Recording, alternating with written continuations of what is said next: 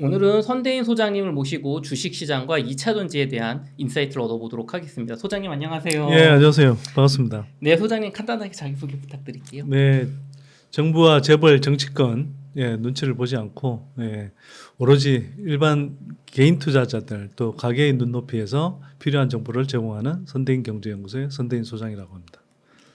네, 소장님 그 타이거 2차 전지 탑10 ETF가 예, 올해 들어서 마이너스 34% 하락을 네. 했습니다. 개인 네. 투자자분들이 아무래도 좀 최근 네. 댓글을 봐도 네. 많이 좀 지쳐가시는 것 같은데요. 네. 반면에 외국인 기관들은 8월 들어서 포스코 홀딩스 721억 원 순매수, 네. LG 에너지 솔루션 347억 원, LNF 310억, 포스코 네. 퓨처엠 182억 원, 에코프로 80억을 매수했습니다. 네. 특히 포스코 홀딩스는 전체 종목 중 외국인 순매수 9위인데요. 네.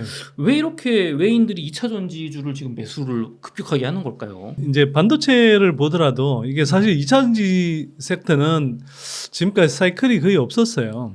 뭐 중국에서 일단 전기차와 이제 배터리 산업이 먼저 좀 발달하기 시작했고 그러면서 이제 중국 특수를 겨냥해서 이제 한국 배터리 산업이 성장하긴 했는데 중국 시장이 이제 전기차 또 배터리 밸류체인 중심으로 이제 가다 보니 네. 한국 배터리 산업이 사실 좀 막혔잖아요. 그쵸. 그러면서 뭐 EU라든지 미국이라든지 다른 이제 중국 이해 시장은 성장이 좀 더뎠기 때문에 한국 배터리 산업이 이제 준비를 했다가 그때 중국 시장이 가로막히면서 이제 주춤하면서 이제 실적이 나빠졌고 그때 그쵸. 이제 주가 하락세가 한번 좀 왔었고요.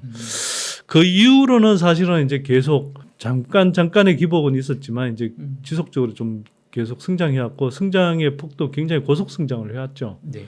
그런데 이제 23년 뭐 1분기를 좀 지나면서부터 계속 상대적으로 이제 좀 주가가 그러니까 실적 측면에서는 23년 1분기 또는 2분기 이후에 좀 뭐 이제 둔화되기 시작했고 주가는 이제 지난해 중반 정도까지 이제 좀 치솟았다가 이제 뭐 조정을 받기 시작했는데 이미 한 뭐 주가 조정 기간으로 보면 1년 정도가 됐고 또 실적 측면에서 보더라도 이제 뭐 한 3분기, 4분기 이상 지금 그렇죠. 이제 계속 좀 부진한 흐름을 보이고 있잖아요. 네.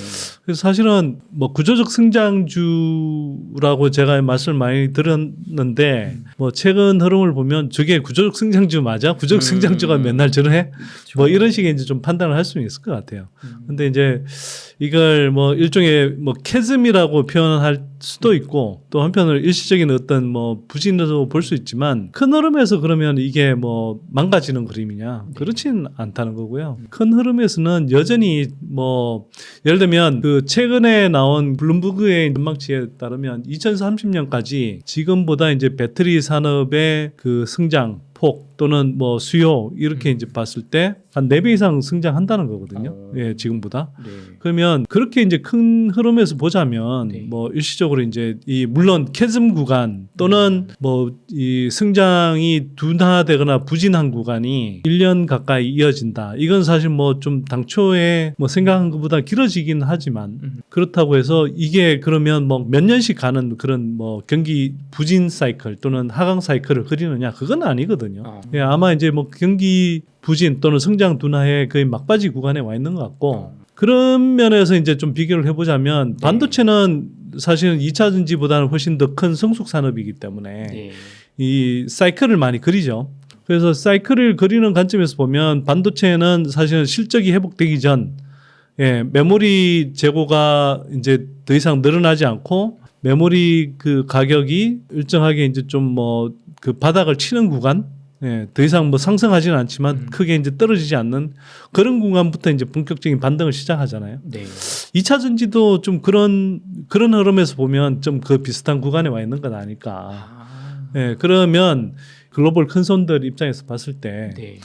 큰 흐름에서 한국은 지금 아직까지는 반도체 섹터가 더 크지만 반도체 섹터를 제외하고는 가장 이제 큰 뭐 섹터가 이제 2차 전지 섹터이기 때문에 네. 이제는 2차 전지 섹터를 좀 투자할 때가 된 거 아닌가 이렇게 이제 좀 판단하고 있는 것 같고요.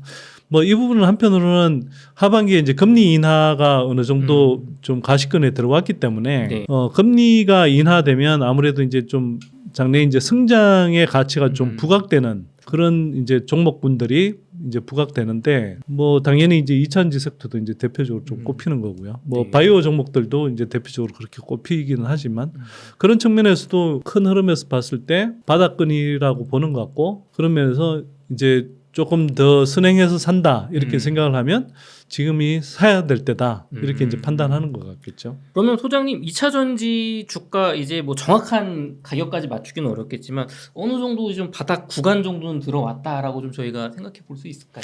네, 뭐 그렇게 보고 있고요. 음. 자꾸 제 이야기를 하면 뭐 네가 뭔데 뭐 네가 다 알아 이렇게 이야기할 수도 있어서 제 이야기가 아니라 흔히 말해서 이제 글로벌 제도권 투자은행 중에 뭐 뱅크 오브 아메리카가 네. 어제 이제 코멘트를 낸 걸 보면 글로벌 이제 배터리 관련 산업의 이제 그 주가 흐름과 관련해서 이런 표현을 썼어요. 아직 뭐 속단하긴 이러지만 아직 안심하기는 이러지만 그래도 변곡점에 들어온 것 같다. 주가가 이제 장기간에 이제 조정기를 거쳐서 네. 변곡점에 들어온 것 같다. 뭐 이렇게 이제 좀 표현을 썼어요. 그래서 한편으로 이렇게 좀 생각을 해보면 그 최근에 이제 반도체 섹터가 성장 주가 상승 측면에서 웬만큼 상당 부분 올라왔다. 그래서 추가적인 상승 여력이 줄었다. 뭐 이렇게 이제 그 이야기하는 리포트들이 글로벌 그 해외 기관들이 리포트들이 많이 나오잖아요. 네. 국내에서는 그런 이야기 잘 안 해요. 그렇죠. 우리나라는 반도체 계속 네. 좋을 거다. 예. 근데 이제 글로벌 그 투자 은행들은 그런 식의 리포트들을 최근에 많이 내고 있거든요. 그런 상황에서 한편으로는 대조적으로 배터리 쪽은 또는 전기차 쪽은 바닥을 치고 좀 뭐 반등할 수 있는 변곡점에 들어온 것 아니냐. 이런 네. 게 이제 이런 리포트가 동시에 들어온단 말이죠. 아.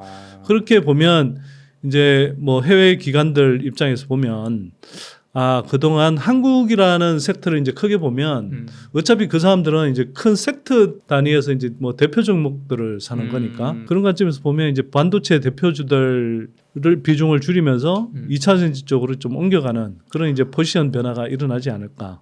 예, 그리고 그런 변화가 사실 나타나는 징조인 것 같다. 이렇게 좀 판단되죠. 말씀해 주신 것처럼 반도체는 사실 많이 올랐고 네. 말씀해 주신 약간 과열 네. 경고하는 목소리가 네. 나니까 일부 익절에서 2차 전지 네. 이렇게 떨어진 것도 사면 좋겠다. 그렇게 네. 판단을 했다는 얘기네요. 네. 그리고 아까 말씀해 주실 때 2030년까지 블룸버그에서 2차 전지 시장 4배 성장을 네. 말씀해 주셨는데 예. 그럼 사실 뭐 한 5, 6년밖에 안 남았거든요. 네. 오. 그러니까 이게 자꾸 이제 우리가 이른바 이제 제가 투자의 시간 지평이라는 이야기를 많이 하고 또는 뭐 그냥 쉽게 표현하면 그냥 예상하는 그 투자 기간을 이렇게 따져봤을 때 투자의 시간 지평이 짧으면 네. 사실 뭐 수익 날 가능성 대비 손실 날 가능성도 커요. 예를 들어서 오늘 하루를 투자한다. 그러면 수익 내거나 손실 낼 확률이 반반 정도 되겠죠. 근데 이게 뭐 6개월 정도로 이렇게 늘리면 이게 60%대로 올라가고 이게 만약 10년으로 간다 그러면 85% 뭐 10년 이상 15년 간다 그러면 95% 이런 식으로 이렇게 수익 날 확률이 굉장히 높아지거든요. 네, 그래서 이제 사실은 중장기 투자를 할수록 네. 그만큼 그 승률이 높아지는 거죠. 그래서 사실 중장기 투자를 하면 그만큼 이제 뭐 수익 낼 가능성이 높은 거죠. 그래서 제가 이제 가능하면 중장기적인 호흡으로 투자를 하라고 말씀을 드렸는데 네. 이게 이제 뭐 지금 2차전지 섹터를 중심으로 해서 이렇게 뭐 지난 한 1년 가까이 이렇게 조정을 받다 보니 네. 뭐 지치신 분들이 많이 있을 거예요 아마 지난해부터 특히 지난해 뭐 좀 쌀 때 산 사람들은 그나마 낫겠지만 한참 이제 뭐 비쌀 때 사람들은 또 이게 쌀 때 침체될 때 이럴 때는 안 사고 사실 남들이 다 막 이거 된다 하고 막 그 시장 분위기가 되게 달구어질 때 그쵸. 그때 많이 들어온단 말이에요. 네. 그래서 그때 사시던 분들 입장에서 보면 지금 좀 되게 지치고 힘든 구간이긴 하겠죠. 근데 이게 지금 거의 뭐 막바지 구간이고 뭐 큰 흐름에서 보면 바닥 구간이라고 보이기 때문에 여기서 지치시면 안 될 것 같고 그래서 아까 이제 말씀드린 대로 2030년까지 내다보면 뭐 6개월 1년 정도로 보면 캐즘 구간이고 뭐 이게 구적 성장 섹터가 맞냐 이렇게 판단하실지 모르겠지만 5년 10년을 내다보면 그 어떤 다른 산업보다 성장의 여력이 큰 산업이다. 예, 그건 분명하다고 이제 생각이 되고요. 지금 구간에서 보자면 이미 1년 조정받은 구간에서 바닥권을 치고 적어도 지금보다 추가적으로 떨어질 가능성 매우 낮은 구간인 반면에 오히려 상방은 되게 열려 있는 제가 네. 이제 이른바 저위험 고수익 구간이라고 표현하는데 조금만 이렇게 시야를 그 길게 가져가면 네. 저위험 고수익 구간이기 때문에 너무 지치지 말고 힘들어하지 마시라. 네. 이렇게 좀 말씀을 드리고 싶네요. 네. 그 소장님 미국 나스닥 같은 경우는 지금 8거래일 연속 상승을 했고 네. 코스피도 뭐 야금야금 주가를 계속 회복하고 네. 있거든요. 네. 이제 좀 당분간 경기 침체 우려나 엔캐리 청산으로 인한 주가 급락, 네. 블랙 먼데이 이런 거는 좀 걱정하지 않아도 될까요, 저희가? 뭐 그건 속단할 수는 없죠. 네. 그 사실 이제 경기에 어떤 변곡점에 있을 때는 네. 그 시장이 급변하는 상황들이 예기치 않게 나타나기도 합니다. 음. 그리고 시장은 예상대로 늘 흘러가지 않아요. 그래서 제가 늘 강조하는 건 매크로 흐름을 참고는 하되 네. 예, 매크로 흐름을 주시하면서 매크로 흐름을 예상해서 투자하는 건 제가 좀 건물이라고 늘 말씀을 드리거든요. 사실 그건 할 수가 없어요. 예를 들면 8월 5일 날 우리가 코스피가 8%대 코스닥이 11%대 폭락을 했는데 네. 그 정도 폭락이 일어날 거라고 예상했던 사람이 있었나요? 그쵸, 뭐 국내뿐만 아니라 해외에서도 통틀어서 단 한 사람도 그렇게 전망한 사람이 없었을 거예요, 아마. 예, 그거는 사실은 이제 뭐 그날 그 폭락은 뭐 누구도 예기치 못할 정도로 되게 좀 과도한 폭락이었는데 그래서 제가 이제 그때 아무리 이렇게 따져봐도 이건 너무 과도하고 그래서 특히 뭐 2008년 금융위기와 같은 또는 뭐 코로나 폭락 때와 같은 지속되는 뭐 어떤 시스템 위기로 네. 비화될 가능성이 있기 때문에 이게 오히려 단기적으로 이렇게 되게 저가 매수의 기회다라고 이제 제가 그때 좀 연구소 구독 회원들한테도 말씀을 드렸고 유튜브에서도 말씀을 드렸는데 네. 그 이후로 실제로 이제 주가가 많이 올랐죠. 뭐 일정하게 반등을 했잖아요. 네. 네. 물론 아직도 이제 그 장중에 큰 급변동이 있고 난 다음에는 그 이후로 장중에도 일정하게 이제 그 여진처럼 그 변동의 여파들이 분명히 있지만 큰 흐름에서 보면 그 여파가 이제 지금 생각하면 도대체 그런 일이 왜 일어났나 싶을 정도로 지금 단기간에 이미 상당하게 반등은 했잖아요. 그래서 제가 이제 말씀드리고 싶은 건 일단 매크로 흐름에 너무 연연하지 마라. 그리고 그걸 다 전망하고 예상하고 투자할 수 없다.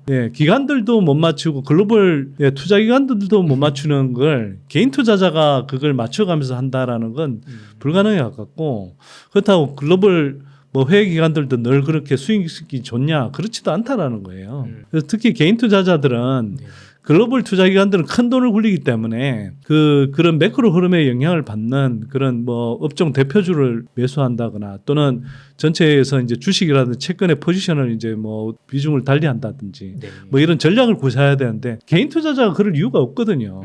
그러면 기본적으로는 매크로 흐름에 너무 연연하지 말고 여러분들이 어차피 매크로 흐름을 통제할 수도 없고 충분히 예상해서 그게 매크로 흐름을 예상하기도 어려운데 그걸 뭐 주식시장에 미치는 영향 그러니까 주가 지수에 미치는 영향 그리고 그게 개별 종목에 미치는 영향 이런 것들을 다 정확하게 예측해서 투자하는 게 불가능해요. 그거는 그걸 자꾸 안 되는 걸 하려고 하지 말고 네.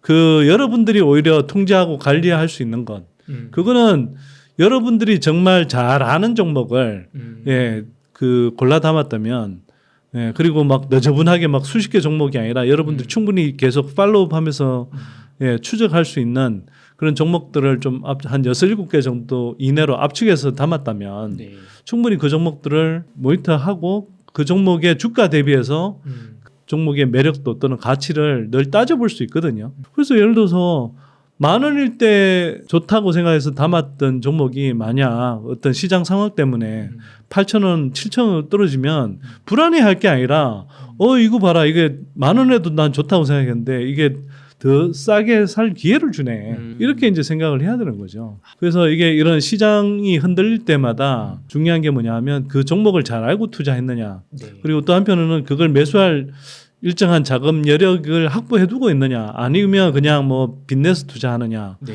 또는 뭐 자금을 다 소진했느냐에 따라서 그 불안의 정도 멘탈의 정도가 다른 거죠. 그래서 그 멘탈의 정도가 약하신 분일수록 오히려 그 불안감을 잠재우기 위해서 종목을 잘 알아야 되고 가능하면 현금 여력을 일정하게 확보해가면서 그렇게 투자하셔야 된다. 그렇게 하면 그런 건 여러분들이 통제할 수 있고 판단할 수 있잖아요. 네. 예를 들어서 뭐 이렇게 이야기하면 뭐 개별 종목 하나하나는 뭐 다룰 수 있겠지만 예를 들면 삼성전자에 대해서 뭐 삼성전자를 사실 잘 모르는 분들도 이게 한 10만 원 정도 가면 대체로 비싼 구간이고 반면에 5만 원 이하면 싼 구간인 거 이건 대충 알잖아요. 감으로라도. 근데 삼성전자 실제로 5만 원 밑으로 내려간 구간이 있었잖아요. 그렇죠. 예, 그럴 때는 사실 저희형 고수익 구간이에요. 물론 저는 이제 상대적으로 그 제가 원하는 수익률을 못 내기 때문에 삼성전자 같은데 투자하지는 않지만 네. 예를 들면 삼성전자는 워낙 이제 많은 분들이 아는 종목이니까 제가 예를 들어서 있는데 여러분들이 정말 잘 아는 종목을 열심히 공부해서 그걸 종목이 닮았다면 그 종목에 대해서는 삼성전자에 대해서 그렇게 많은 분들이 판단할 수 있는 것처럼 판단하실 수가 있거든요. 그러면 예를 들어서 그 종목이 삼성전자 5만 원 아래처럼 내려간 구간으로 느껴질 때 그럴 땐 더 담으시면 되는 것이고 그쵸. 열심히 비중을 늘리시고 그러다가 삼성전자가 한 10만 원 이상으로 간 것 같은 그런 느낌의 예, 그런 식의 판단이 들 때는 예, 그 종목에 물론 장기적인 성장성이 있으면 그 큰 틀의 물량을 갖고 가신다 하더라도 일부 수익 실현하셨다가 그걸 현금을 확보해서 그 종목이 조정이 오면 좀 더 사고 또는 뭐 그 종목이 뭐 아쉽게도 조정이 안 오고 계속 올라 버린다 그러면 그 확보한 자금을 가지고 그 다음에 이제 발굴한 뭐 매력적인 종목들을 더 투자하시면 되고 그렇게 요긴하게 쓰면 되거든요. 예. 경기 침체 우려나 엔캐리 청산 이걸 자꾸 걱정하실 필요는 없다라는 생각이 저는 드는 거고요. 네. 뭐 굳이 이제 말씀을 하셔서 이야기를 드리면 경기 침체 우려나 엔캐리 트레이드라는 건 일단 사실은 관심은 갖고 계셔야죠. 네. 가시면 좋죠. 근데 역사상으로 이렇게 그 주식시장의 흐름을 보면 경기 침체가 그러니까 이런 거죠.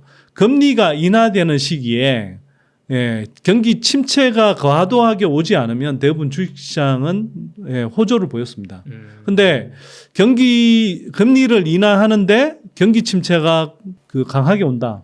그러면 사실 이건 부정적이죠. 그렇죠. 네. 근데 현재로서는 금리 인하 사이클에 들어가지만 뭐 미국을 중심으로 봤을 때 그렇게 경기 침체, 예, 경기 후퇴라고 하는 예, 2분기 연속으로 이렇게 GDP 성장률이 마이너스로 빠지는 그런 사태까지 치달을 가능성은 상당히 낮아 보인다. 뭐 이렇게 좀 판단할 수 있고 또 엔캐리 트레이드 같은 경우는 뭐 그걸 추정하는 규모에 따라서 이제 좀 많이 다르긴 하지만 네.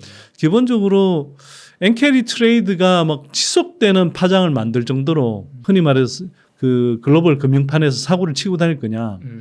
예, 아직 그 정도는 아닌 것 같고요.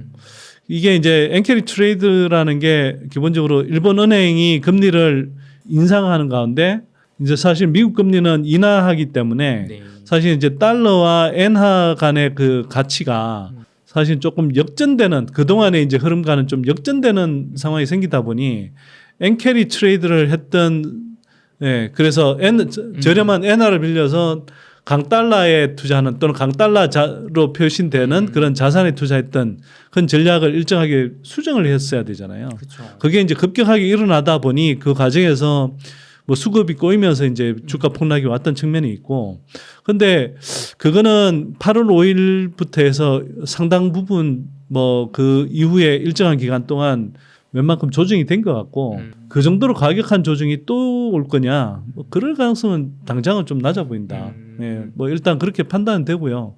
이렇게 말씀은 드리나 그러나 제가 아까 말씀드렸듯이 기본적으로 개인 투자자들은 그런 거에 너무 신경 쓰지 말고 흐름은 알고 계시되 예, 기본적으로는 금융 시스템 리스크 정도로 이어질 상황이 아니라고 한다면 그 판단만 된다면 시장이 머무른 상태에서 개별 종목의 주가 대비해서 예, 가치 또는 매력들을 따져서 투자하면 된다. 쉽게 말해서 그냥 싸졌으면 그 회사의 저력을 믿고 투자하시면 된다. 더 담으시면 된다. 이렇게 말씀드립니다. 네. 그래서 소장님 어떻게 보면 지금 그 첫 질문이 저희 외국인들은 지금 엄청나게 샀다였잖아요. 네. 외국인들은 말씀하신 것처럼 그런 약간의 그 리스크 구간만 지나고 나서는 네. 싸다. 네. 성장성 있다고 막 담는 것 같아요. 말씀하신 네. 것처럼. 알겠습니다. 그럼 이어서 조금 더 이야기 나눠보겠습니다. 네. 소장님 2차 전지 기업들이 전반적으로 좀 캐즘 구간인 것 같아요. 지금. 네. 네. 근데 엔캠이나 솔브레인 홀딩스 같은 전해액 분야 기업들은 좀 전망을 어떻게 보고 계신지요? 그러니까 2차 전지 섹터가 전체적으로 이제 좀 부진하다 이럴 때는 그 큰 흐름에서 이제 이 섹터를 대표하는 종목들 네. 뭐 기본적으로 배터리 3사 그다음에 뭐 큰 뭐 소재 업체들 주로 양극재 업체들 네. 뭐 이런 업체들이 이제 이 2차 전지 섹터를 주도했기 때문에 네. 그 업체들의 이제 실적이 대체로 이제 좀 부진한 것이고 뭐 당연히 이제 뭐 주가가 좀 좋기는 힘들었죠. 물론 이제 그런 단순한 실적 부분뿐만 아니라 사실 뭐 지난해 중반 무렵까지는 좀 너무 과도하게 올랐던 측면도 좀 있고 또 한편으로는 공매도라든지 여러 가지 이제 시장의 그러니까 기업의 어떤 뭐 실적이라든지 이런 것과 좀 별개의 어떤 여러 가지 변수들이 겹치면서 사실 이제 주가 뭐 등락이 이제 좀 커지고 또 조정도 깊어진 측면도 있습니다, 당연히. 네. 예. 그러나 큰 흐름에서 보면 2차전지 섹터가 좀 뭐 캐즘 구간을 거치면서 이제 부진했던 것 또한 사실이거든요. 네. 그런데 이제 그 부진이 제가 볼 때는 뭐 길게 보면 대표 종목들 뭐 배터리 3사니 이제 양극재 업체들 중심으로 한 그런 큰 소재 업체들은 대략 3분기 정도까지 좀 부진할 것 같지만 네. 이미 이제 뭐 일부 뭐 소재 업체들 경우에는 또 그리고 개별 종목들 사이에서는 네. 1분기보다는 2분기가 좋고 2분기보다는 3분기가 뭐 큰 폭은 아니더라도 좋아지는 흐름을 보이는 그 업체들이 나오고 있고요. 그 중에 이제 대표적인 게 뭐 제가 보기에는 전해액이 아닐까. 전해액 업종이.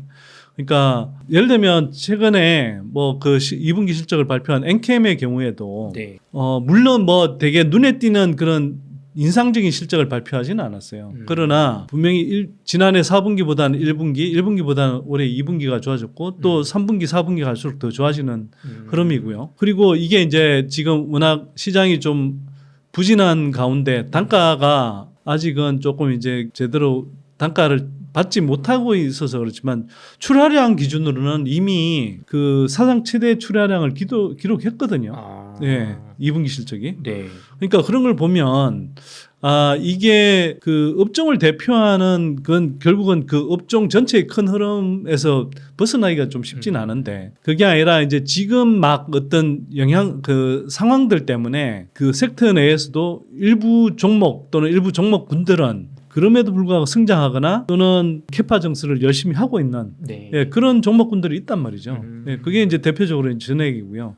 전액 외에도 예를 들면 뭐 네. 개별적인 뭐 종목들의 상황에 따라서는 예를 들어서 대주전자 재료 같은 거, 대주전자 재료는 이제 실리콘 응급제의 이제 대표 종목이잖아요. 네. 근데 기존에는 실리콘 응급제가 거의 이제 뭐 채택이 안 되다가 약간 굉장히 좀 마이너하게 봤죠. 네, 그래서 실리콘 응급제가 이제 본격적으로 좀 적용되는 구간으로 이제 접어들고 있단 말이죠. 그러면서 이제 그 관련한 그 2차전지 실적도 아주 인상적이진 않으나 그래도 점진적으로 이렇게 좋아지는 모습이 보이고 있는 거고요. 네. 그리고 뭐 양극재 업체들 경우에도 뭐 양극재 섹터를 주도했던 에코프로비엠이나 포스코 퓨체임 같은 경우는 네. 또는 LNF까지 이렇게 뭐 실적이 좀 좋아지기 쉽지 않은 구간인데 반면에 후발주자라고 할 수 있는 코스모 신소재 같은 경우는 네. 예, 이제 본격적으로 이제 양극재 섹터 내에서 좀 역할을 담당하면서 그 LG 엔솔하고 삼성 SDI 쪽에서 오히려 주문을 계속 받고 있는 상황이거든요. 그러면서 캐파를 계속 증설을 하고 있고 네. 올해 같은 경우는 다른 양극재 업체들하고는 다르게 계속 올해 올 들어서도 실적이 뭐 매출액 기준으로 계속 늘어나고 있어요. 예, 그리고 그 생산 캐파도 늘어나고 있고 네. 물론 이제 후발주자이다 보니 여전히 이제 매출이나 뭐 매출의 이제 규모 자체 뭐 이런 것들은 여전히 이제 뭐 좀 선발 업체들보다는 좀 많이 작은 편이긴 하지만 실적은 계속 양호하게 나오고 있고 성장하고 있는 그림이란 말이에요. 그리고 향후에 또 이제 그 글로벌 그 배터리 업체하고 뭐 합작법인 설립을 앞두고 있다. 네. 예, 는 이야기도 계속 있고 그래서 예, 그래서 이제 그런 식으로 좀 그러니까 업종을 대표하는 종목들은 어차피 섹터의 큰 흐름을 예, 비껴가기 힘든데 그렇죠. 반면에 그래도 이제 개별적인 어떤 기업들 중에서는 상대적으로 조금 뭐 스몰에서 미드캡 정도의 그런 기업들은 사실 그 업종 흐름과는 다르게 그 회사의 어떤 특수한 사정들 또는 전략들에 따라서 네. 예, 여전히 성장하고 있는 그 뭐 기업들이 있단 말이죠. 그리고 이제 아까 말씀드렸던 전액 같은 경우, 네. 전액은 왜 그러냐? 네. IRA 규정에 따라서 네. 예, 미국 현지에 그 생산 캐파를 구축해야 되는 네. 예, 대표적인 소섹터이고요. 기본적으로 이제 배터리 셀 업체하고 그 분리막 업체, 그 다음에 전액 업체 이 업체들이 이제 미국 현지에 생산 캐파를 구축해야 돼. 이제 그 IRA 세제 혜택에 적용을 받는데 네. 일단 분리막은 우리가 이제 흔히 말하는 그 배터리의 4대 소재 중에 양극재, 음극재, 분리막, 전해액이 있는데 네. 분리막하고 그 전해액은 미국에 이제 진출해서 생산 캐파를 구축해야 그 IRA 혜택을 받는다는 점에서는 공통점이지만 결정적인 차이는 뭐냐면 그 4대 소재 중에 분리막은 캐파 구축 비용이 가장 많이 들어갑니다. 예, 이른바 카펙스 비용이 너무 많이 들어가고요. 네. 그러다 보니 사실은 그 미국의 현지 캐파를 구축해야 함에도 불구하고 네. 분리막 업체들 보면 현지 진출을 거의 하지 않고 있거든요. 너무 네. 비용이 많이 드니까. 네네. 지금 그래서 좀. 최대한 뭐 국내에서 공급하려고 이렇게 하고 있고 또 한편으로는 또 차이가 뭐냐면 중국산을 배제하더라도 네. 일본의 뭐 아사히 카세이나 뭐 도레이 같은 업체들이 강력한 경쟁자로 버티고 있어요. 그리고 그 업체들이 또 미국 현지 공장들이 있습니다. 또 짓고 있고 그런 상황이고요. 반면에 전해액은 거꾸로 미국 현지의 전해액은 거꾸로 4대 소재 중에 생산 캐파 구축 비용이 가장 적어요. 네. 그 1만 톤을 구축하면 대략 1,000억 원 정도의 매출을 올릴 수 있을 것으로 예상을 하는데 네. 그 1,000억의 매출을 올리는데 그 1만 톤 구축 비용이 대략 100억에서 200억 원 사이로 이야기를 하거든요. 그러면 한번 생각해 보세요. 무조건 남는 장사 같은데요. 흔히 말하는 이제 ROIC, 네. 예, 투하 자본 대비해서 이제 돌아오는 수익의 관점에서 보면 어마어마하게 좋은 장사고 남는 장사거든요. 그쵸. 예. 거기에다가 미국 현지에 진출해야 되고 실제로 이제 전해액의 특성상 이게 이른바 우리가 흔한 말로 신선도를 유지해야 돼요. 전해액이라는 게 화학 제품인데 네. 이게 이제 3개월 이상 넘어가면 선도가 떨어져요. 아. 예. 실제로 이제 그 전해액이 신선한 거는 되게 이제 좀 약간 맑은 예, 액체인데 이게 선도가 3개월 이상 넘어가 선도가 떨어지기 시작하면 누리끼리해지거든요. 약간 유통기한이 있는 네, 거네요. 실제로 유통기한이 있어요. 흔히 말하는. 그러니까 가능하면 미국 현지 공급이 되게 유리한 그러면서 좀 선호되는 이제 소재인 거고요. 그래서 이제 미국 현지에 이제 공장을 지으라고 하는데 네. 근데 분리막하고는 다르게 미국 현지에 이제 그 공장을 지을 때 그 생산 캐파 구축 비용이 크게 안 들어간다. 그리고 땅은 비쌀 수 있는데 땅도 이제 미국의 그 각 주들이 네. 예, 서로 이제 업체들을 유치하려고 하기 때문에 굉장히 좋은 조건으로 이렇게 부지도 확보할 수 있거든요. 그러면 사실은 캐파 구축 비용이라는 게 그렇게 부담스럽지가 않은 거예요. 그쵸. 예. 거기에다가 현지 생산의 필요성이 되게 강한 소재이고, 그 배터리 업체들이 또는 뭐 최종 고객사인 뭐 전기차 업체들이 예, 가능하면 미국에 지어라고 하는 업체고. 근데 또 한편으로는 분리막과는 다르게 예, 일본의 전해액 업체들이 미국 현지에 거의 없어요. 그럼 네. 뭐 선도주자도 없고. 예, 그러니까 이제 미국에 진출하는 국내 업체들은 예, 그 시장을 거의 다 가져올 수 있는 이런 상황이 되는 거죠. 예, 그래서 그렇기 때문에 이제 전해액 업체들은 네. 아까 제가 엔캠 예를 들어 드렸는데 네. 뭐 캐즘이라고 하고 또 엔캠도 이제 원래 기대보다는 빨리 실적이 성장하지 못한 측면은 있으나 출하량 기준으로 따지면 이미 사상 최대를 찍고 있고 네. 예, 계속 캐파를 늘려가고 있는 게 예, 그래서 다른 거죠. 예를 들면 양극재 업체 중에서 뭐 에코프로 BM이나 포스코 퓨처엠 이런 데는 기존에 이제 계획했던 캐파도 뭐 줄인다든지 또는 연기하거나 막 예, 뭐 그 캐파 구축 계획을 조금씩 연기한다든지 이런 흐름이 나타나잖아요. 그렇죠. 예, 근데 오히려 뭐 전해액 업체들은 오히려 지금 이제 계속 캐파를 더 늘리겠다 이렇게 이야기를 하고 있는 상황이니까 이 흐름이 다른 소재들하고는 완전히 다르죠. 그래서 예, 그리고 이게 이 특성을 또 이해하셔야 되는데 네. 전해액은 양극재와 더불어서 대표적인 조성 소재인데 배터리 업체들이 가장 먼저 결정해야 되는 배터리 생산을 위해서 가장 먼저 그 스펙을 결정해야 되는 조성 소재예요. 조성 소재라는 건 예를 들면 분리막이다. 네. 또는 뭐 동박이다. 다른 소재의 특성에 맞춰서 크게 조정할 필요가 없는 어쩌면 단일 소재인데 네. 예, 비교적 단일 소재인데 그 반면에 이제 전해액이나 양극재 같은 경우는 네. 이게 이제 배터리의 그 성능이라든지 특성을 결정하기 위해서 그 이 조성 비율이라든지 이런 것들을 좀 달리해야 되거든요. 예를 들면 이 저온 특성, 저온에 잘 견디는 특성을 나타내려면 첨가제 안에 이제 그런 그 전해액에 들어가는 첨가제에 저온 특성을 이렇게 그러니까 저온에서 잘 견딜 수 있는 그런 이제 첨가제를 좀 이제 넣어야 되는 것이고 또 한편으로는 예, 주행거리를 늘린다든지 전체적인 이제 그 배터리의 뭐 안정성, 특히 이제 화재 사고와 관련해서 안정성을 좀 더 강화해야 되면 그런 쪽에 이제 그런 그 예, 첨가제를 포함해서 좀 조성을 따로 해야 되거든요. 네. 예, 또는 리튬륨을 조금씩 이제 다른 종류를 쓴다든지 뭐 이런 식의 이제 선택을 해야 되기 때문에 그 조성 소재인데 이걸 배터리 업체들이 배터리 생산을 위해서 이제 모든 소재들이 다 필요하지만 그 중에 가장 먼저 결정해야 되는 게 전해액이에요.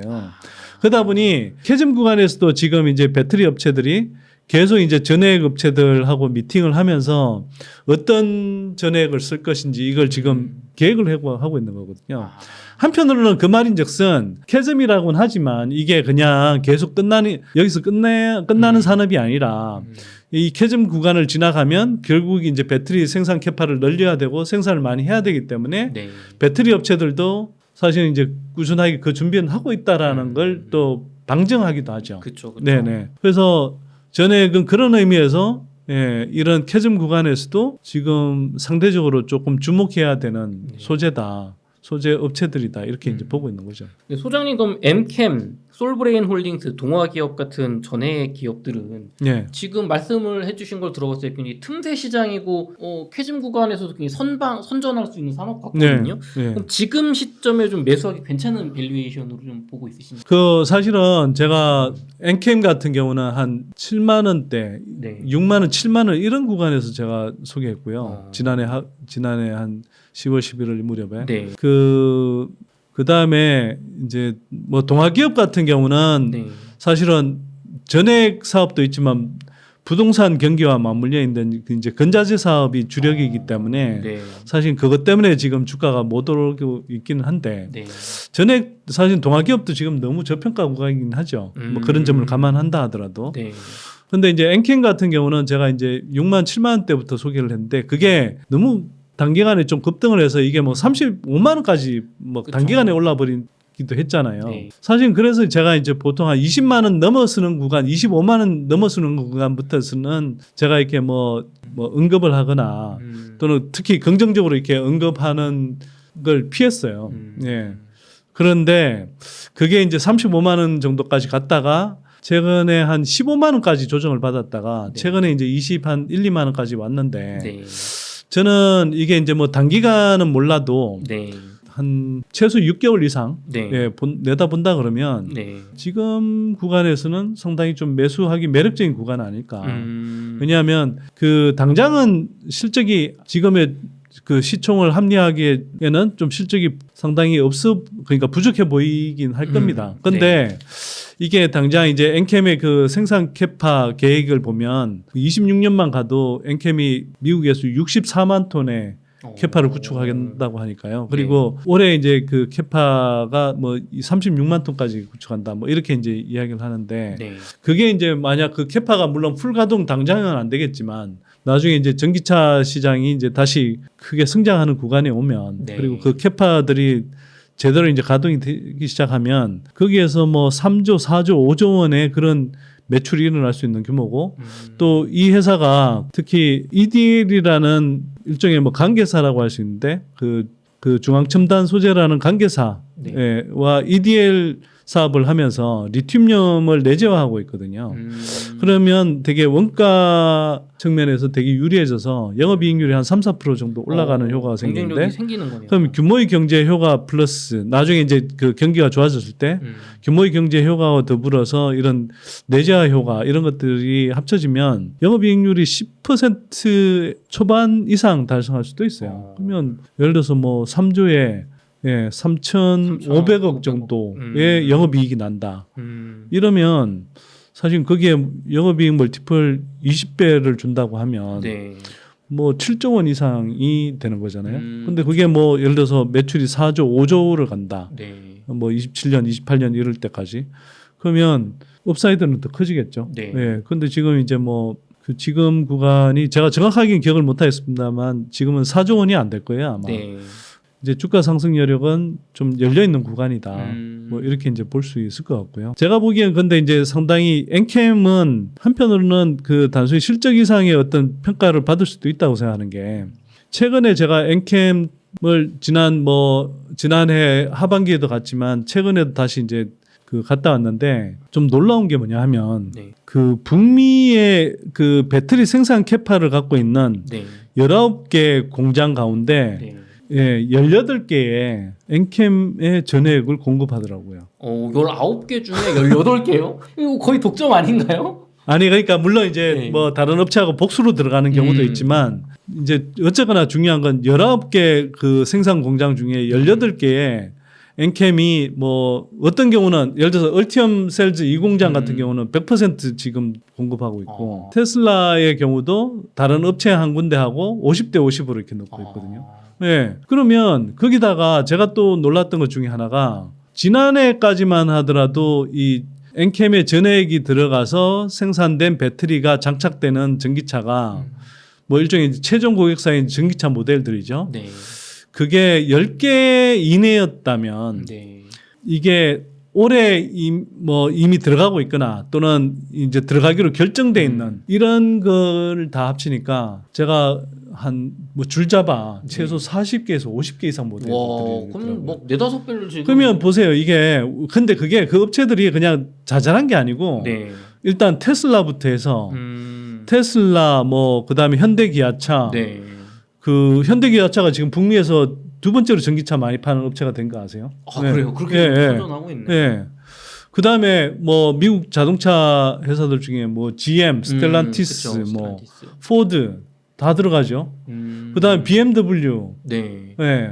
그다음에 뭐 폭스바겐. 네. 그러니까 우리가 그다음에 그 토요타, 혼다. 그러니까 우리가 알고 있는 웬만한 메이저 업체의 전기차들의 이 엔캠의 전해액들이 다 들어간다고요. 그러면 지금은 이제 워낙 뭐 캐즘 구간이라고 하고 전기차 판매가 상대적으로 좀 부진하다고 하니까 이 회사 이제 그리고 아직은 이제 뭐 북미 시장에 진입한 지가 아직 뭐 초기이다 보니 이게 그렇지만 이게 이제 전기차가 이제 제대로 팔리기 시작하고 네. 북미 시장에서 이제 그런 전해액 공급이 본격화되기 시작하면 이 회사의 실적이 이제 굉장히 가파르게 성장할 가능성이 높기 때문에 이게 실적이 증가하는 것 이상으로 성장 가치를 상당히 빨리 반영해 가면서 네. 성장할 가능성이 높다 이렇게 좀 판단이 되고요. 근데 이게 북미뿐만 아니라 유럽에 진출한 CATL부터 네.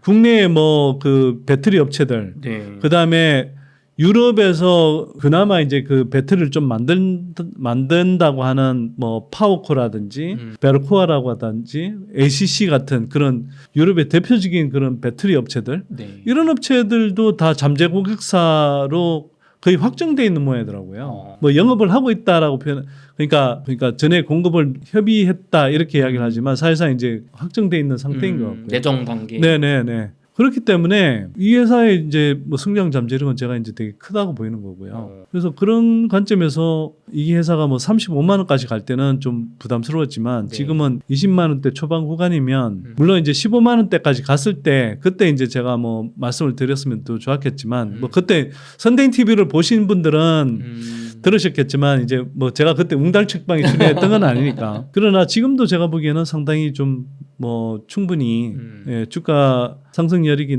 많이 있는 그런 구간에 들어갔다. 그러다가 그동안에 좀 이 회사가 우려가 됐던 그 오버행 물량 네. 예, 이게 전부 다 해소가 된 상태다. 예, 이렇게 이제 좀 볼 수 있을 것 같고 그 다음에 이제 솔브레인 홀딩스 같은 경우하고 득산텍 코피아는 네.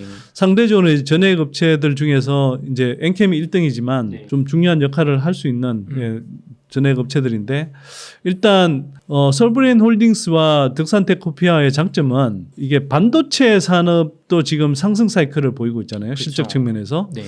예, 근데 그런 면에서 이제 반도체 쪽 소재 사업을 하고 있는데 이쪽이 기본적으로 한 2년 정도 후까지는 계속 상승 사이클을 보일 가능성이 높다. 예, 그러면서 전액 사업이 지금 북미 시장 중심으로 예, 성장하는 단계에 들어가고 있다. 네. 특히 솔브레인 홀딩스는 이제 그 8.5만 톤 정도 예, 캐파를 지금 계획하고 있는 상태고요. 그 만 톤당 1,000억이라고 그랬으니까 8.5만 톤이면 뭐 8,500억 정도의 매출이 생겨나고. 그리고 이제 솔브레인 홀딩스는 주로 이제 삼성 SDI가 이제 주력 고객사인 거고요. 네. 득산텍 코피아는 사실 후발주자인데 이 회사가 뭐 고객사를 확보할까 뭐 이런 이제 좀 그 반신반의하는 흐름 때문에 그랬는데 이제 한 6월 달에 일본의 센트럴 글라스라고 하는 네. 예, 업체에 이제 계약을 따내면서 네. 센트럴 글라스에 최대 6만 톤 정도 전액을 공급할 수 있는 그런 계약을 맺었거든요. 네. 근데 센트럴 글라스라고 돼 있지만 센트럴 글라스를 통해서 테슬라와 파나소닉과 그다음에 혼다 계열의 그 뭡니까? 그 PP라고 하는 네. 배터리 업체가 있거든요. 그래서 그 배터리 업체들을 최종 고객사로 이제 하기 때문에 그런 상태에서 국내 배터리 업체를 포함해서 한 두세 개의 고객사를 추가로 아마 하반기 중에 확보할 것 같아요. 그러면 이 회사가 이제 12만 톤까지 네. 캐파를 채울 수 있는 그런 계약을 아마 연내에 아마 진입할 수 있을 것 같다. 그럼 연내에 되면은 1조 2천억 그렇죠. 인 거잖아요. 그래서 득산텍 코피아 같은 경우는 이 회사도 6만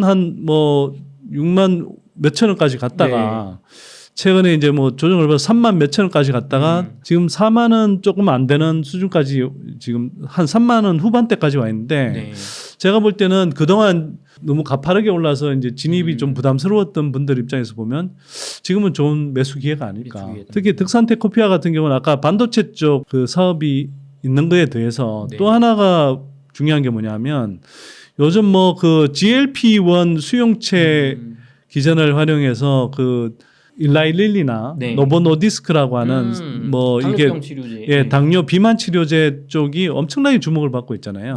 그리고 그 시장이 어마어마하게 커질 건데 이게 이 회사가 올해 봄에 낸 보도 자료를 보면 아마 일라이 릴리가 이제 고객사인 것 같은데 일라이 릴리로 추정되는 글로벌 빅파마 업체에 의약품 중간체를 공급하는 계약을 또 따냈어요. 그래서 그러면 이 시장이 이제 커지고 그 회사들의 일라이 릴리로 추정되는 그 회사가 만약 이제 지금도 사실 굉장히 가파르게 성장하는데 이 회사가 이제 그 성장하면 할수록 그 의약품 중간체 사업도 가파르게 성장할 가능성이 높죠. 그런데 그게 있고 여기에 대해서 지금 전에 후발주자인데 굉장히 가파르게 이제 지금 캐파 정수를 하면서 그 물량을 받을 수 있을 것으로 보이기 때문에 그러면서도 시총은 지금 전액 업체들 중에 작은 편이죠. 뭐 가장 작은 편에 속하기 때문에 현재 당장의 주가 업사이드만 보면 오히려 득산텍 코피아가 가장 좀 투자하기 만만하면서 뭐 한 2, 3년 내다봤을 때 한 4, 5배 이상의 주가 상승 여력을 생각해 볼 수 있는 뭐 엔캠이 한 많이 잡으면 한 2.5배에서 3배 이렇게 이제 본다고 하면 오히려 득산텍 코피아는 한 4배 이상 볼 수 있는 구간이라고 이렇게 판단이 되기 때문에 굉장히 매력적인 구간인 것 같고요. 동아기업은 좀 아쉬운 게 아까도 이야기했지만 부동산 경기 본업이 부동산 경기가 좀 맞물려 있는데 그래도 이제 부동산 경기도 최악의 구간은 좀 지나가는 흐름이고 그러면서 이제 전액 사업도 이제 조금 부각될 수 있기 때문에 뭐 승장 폭은 몰라도 적어도 저평가 정도로 보면 지금 뭐 전액 업체들 중에서 가장 저평가되어 있는 구간이다. 다만 이제 한편으로는 이 회사가 이제 그 아까도 말씀 본업의 문제 전액 사업을 하는 동아 일렉트로가 뭐 한 2년쯤 후에 따로 상장될 가능성이 있다. 이런 이제 전망 때문에 조금 이제 조심스럽긴 하죠. 그러나 이 회사도 뭐 제가 보기에는 최소 2배 이상은 올라야 정상이다. 이렇게 보입니다. 그럼 어떻게 보면 말씀해 주신 전액 분야는 정말 물반 고기반인 것 같습니다. 아니 사실은 지금 제가 뭐 그때 그 웅달책방 그때 지난번 나왔을 때도 그런 표현을 썼어요. 물반 고기반이라고 했는데 그때보다 주가가 더 빠졌잖아요. 그렇기 때문에 지금은 제가 봤을 때 얼마 전에 주가 폭 나갔을 때는 사실 제가 그 물반 고기반이 아니라 물고기 한 90% 정도 된다. 그런데 이제 그때부터 다시 이제 주가가 좀 올라왔으니까 이제 물고기 한 80% 구간? 물고기 80%, 물이 20%. 근데 20%라는 건 이런 것만 피하시면 됩니다. 그러니까 사실 뭐 최근에 뭐 전기차 화재 사고 때문에 오히려 그게 이제 뭐 다시 그 안전성 테마 때문에 뭐 전고체 테마가 다시 이제 주가가 올랐는데 저는 사실은 전기차 화재를 방지하기 위해서 전고체가 필요하다고 생각하지 않거든요.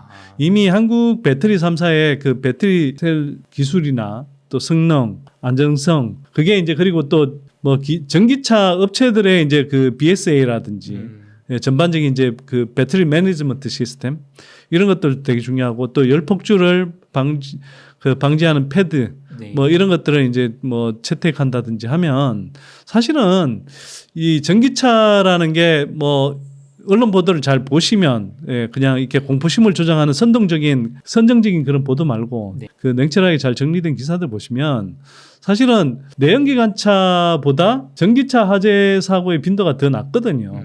특히 하이브리드 전기차를 제외하면 네. 순수 전기차의 화재 빈도는 오히려 더 낮고요. 그리고 이번에도 인천 청라 전기차 사고가 커진 게 스프링클러가 작동하지 않아서 그렇지 사실은 그게 그렇게 크게 그러니까 화재가 크게 번질 수 있는 사고가 아니었어요.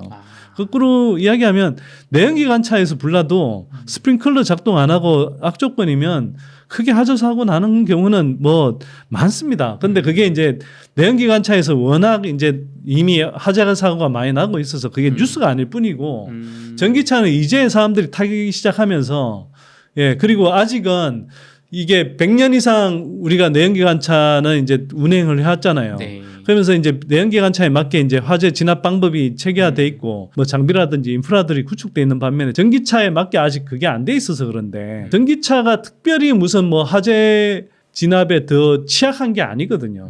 그게 우리가 아직 준비가 안 돼 있을 뿐이다. 그리고 그건 뭐 이미 소방 쪽 전문가들이 이미 하는 이야기여서요. 전기차라고 해서 특별히 화재에 더 취약하거나 진압하기 더 어려운 게 아니다라고 이미 이야기를 하고 있으니까. 네. 그래서 그걸 자꾸 뭐 전기차 포비아를 이제 조장하는 그런 언론에 너무 속지 마시고요.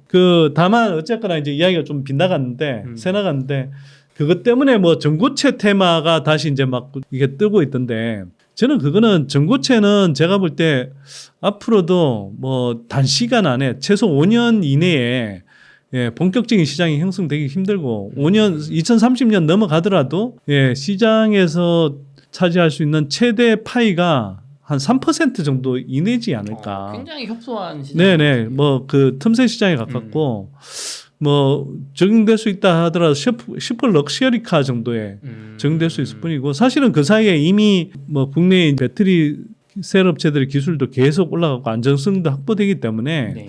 전고체에서 그 시점 가면 뭐 지금은 그냥 가격이 비싸다 이렇게 이야기하지만 그때 가면 뭐 여러 가지 측면에서 굳이 전고체를 쓸 필요가 있을까? 이런 의문이 많이 드는 시기가 될 거예요. 그래서 저는 전고체 시장이 그렇게 크게 형성되기 힘들다고 생각하고요. 그래서 이미 투자의 시간 지평상으로 그 실적으로 나타나기 전까지 너무 오랜 시간이 걸리는 그런 전고체 테마주들을 매수하는 게 별로 바람직하지 않다.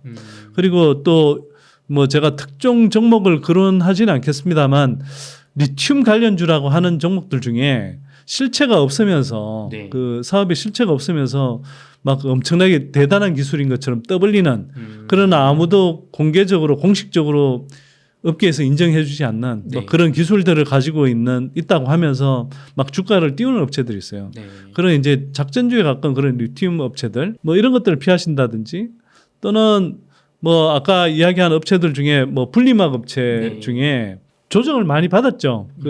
뭐 WCP는 그나마 좀 괜찮은데 SKIT는 조정을 많이 받았다 하더라도 제가 볼 땐 주가 상승 여력이 별로 없고 또 특정 업체를 거론하기보다는 하여튼 이제 뭐 특수 전해질염이나 뭐 첨가제를 만드는 업체 중에서도 뭐 특수 전해질염 뭐 이런 걸 만든다는 뭐 업체가 있지만 네. 그런 업체도 사실은 그 시장이 바닥은 쳤는지 모르겠지만 뭐 주가 상승 여력이 커질 수 있는 그런 뭐 실적을 보이기 힘들거든요, 당분간. 그 다음에 폐배터리 업체들의 실적 증가 사이클은 제가 볼 때 27년 이후라고 봅니다. 상당히 좀 많이 남다. 전기차 시장이 상당히 커지고 나서 네. 그리고 나서 이게 이제 결국은 생각을 해보시면 폐배터리라는 게 결국은 지금도 이제 하면서 뭐 이른바 그 불량난 그런 배터리를 이제 뭐 재활용하기도 하지만 기본적으로는 이 산업이 커지려면 이제 전기차를 운행하고 나서 그게 웬만큼 타고 나서 그게 이제 그 배터리를 다시 재활용하는 이 시장이 이제 커져야 되는 거거든요. 근데 그 단계까지 가려면 제가 볼 때 27년 이전에 어렵지 않을까. 일단 많이 오래된 배터리 전기차가 나와야 네, 예. 근데 아직 뭐 이게 사람들이 전기차 타기 시작한 지 얼마나 됐다고요. 그쵸, 그래서 제가 볼 때는 그런 업체들 정도를 제외하고 나머지 그나마 지금 2차전지 섹터 안에서 웬만큼 똘똘하고 뭐 좀 제대로 이렇게 그 밸류 체인 안에서 역할을 한다고 하는 업체들 웬만큼 사시면 기본적으로 26년 정도까지 보시면 한 네. 2년 정도 더 보시면 아무리 못 올라가는 것도 2배 이상은 오르고요. 예, 최소 2배. 보통 한 3배 정도는 네. 오르고 좀 많이 오른 건 4-5배. 네. 예, 그 중에 아주 많이 오른 건 예, 뭐 10배 가까이 오른 종목도 일부 있긴 있죠. 예, 3배는 기본이고 5배는 선택이다. 그렇죠. 3배는 기본이고 4-5배는 정말 이제 괜찮은 종목은 4-5배도 갈 수 있다 충분히. 정말 대박친 종목 한두 종목은 이제 10배 네. 가까이 갈 수도 있다. 예, 저는 제 눈에는 일부 그런 종목이 보입니다. 그렇군요. 그럼 예. 전액은 아까 말씀해 주실 때 그 4-5배 덕산테코피아 네. 보셨던 거잖아요. 네. 그러면 참 좋은 투자기라고 생각이 듭니다. 네. 네. 소장님 이어서 저희 또 뭐 글라스 기판 이야기 조금 더 네. 이어가 볼게요. 네. 소장님 지금 반도체하고 AI 산업이 뜨겁습니다. 네. 엔비디아도 다시 주가 많이 올랐고 SK 하이닉스 같이 좀 HBM 붐에 올라타지 못한 분들이 네. 상당히 지금 아쉬워하고 있거든요. 네. 근데 소장님 혹시 아직 대세가 되지 않은 성장 잠재력이 큰 반도체 관련 사업이 혹시 조금 있을까요?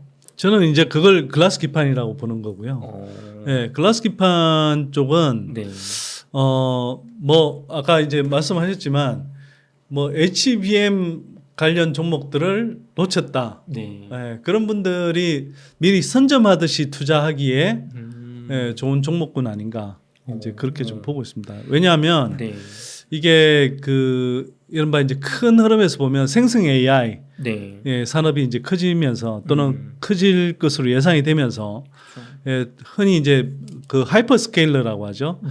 어마어마한 규모로 음. 이제 그 데이터 센터를 이제 구축해야 되는 네. 특히 생성 AI 그 산업이 이제 본격화되면 그 어마어마한 이제 그 빅데이터를 구축하고 거기서 이제 그 학습을 거쳐서 예, 그 그러니까 연산을 해야 되는 네. 예, 그런 이제 그 반도체 칩이 어마어마하게 필요하잖아요. 네. 그게 데이터 센터에 이제 그 데이터 센터가 이제 그걸 처리해야 된단 말이에요. 네. 그러면 어마어마한 고성능 그 메모리 반도체 그게 이제 예를 들면 이제 이제 엔비디아의 GPU 칩 시리즈가 그쵸. 있었고 또 한편으로는 그 메모리 반도체 측면에서 보면 이제 뭐 기존의 이제 메모리 반도체를 뛰어넘는 HBM 같은 게 이제 나왔어야 되는 거고 뭐 이런 상황인데 이게 한편으로 이제 생각을 해보면 왜 글라스 기판이 필요할 수밖에 없냐. 네. 자, 이제 이렇게 뭐 고성능 칩 그다음에 뭐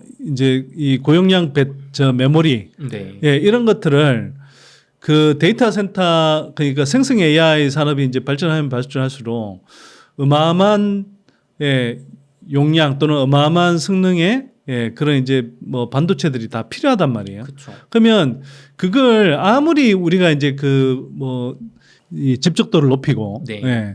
또 한편으로는 이렇게 뭐 성능을 좋게 만들어서 단위 면적당 단위 기판 안에 네. 우겨 넣는다고 하더라도 한계가 있죠. 그렇죠.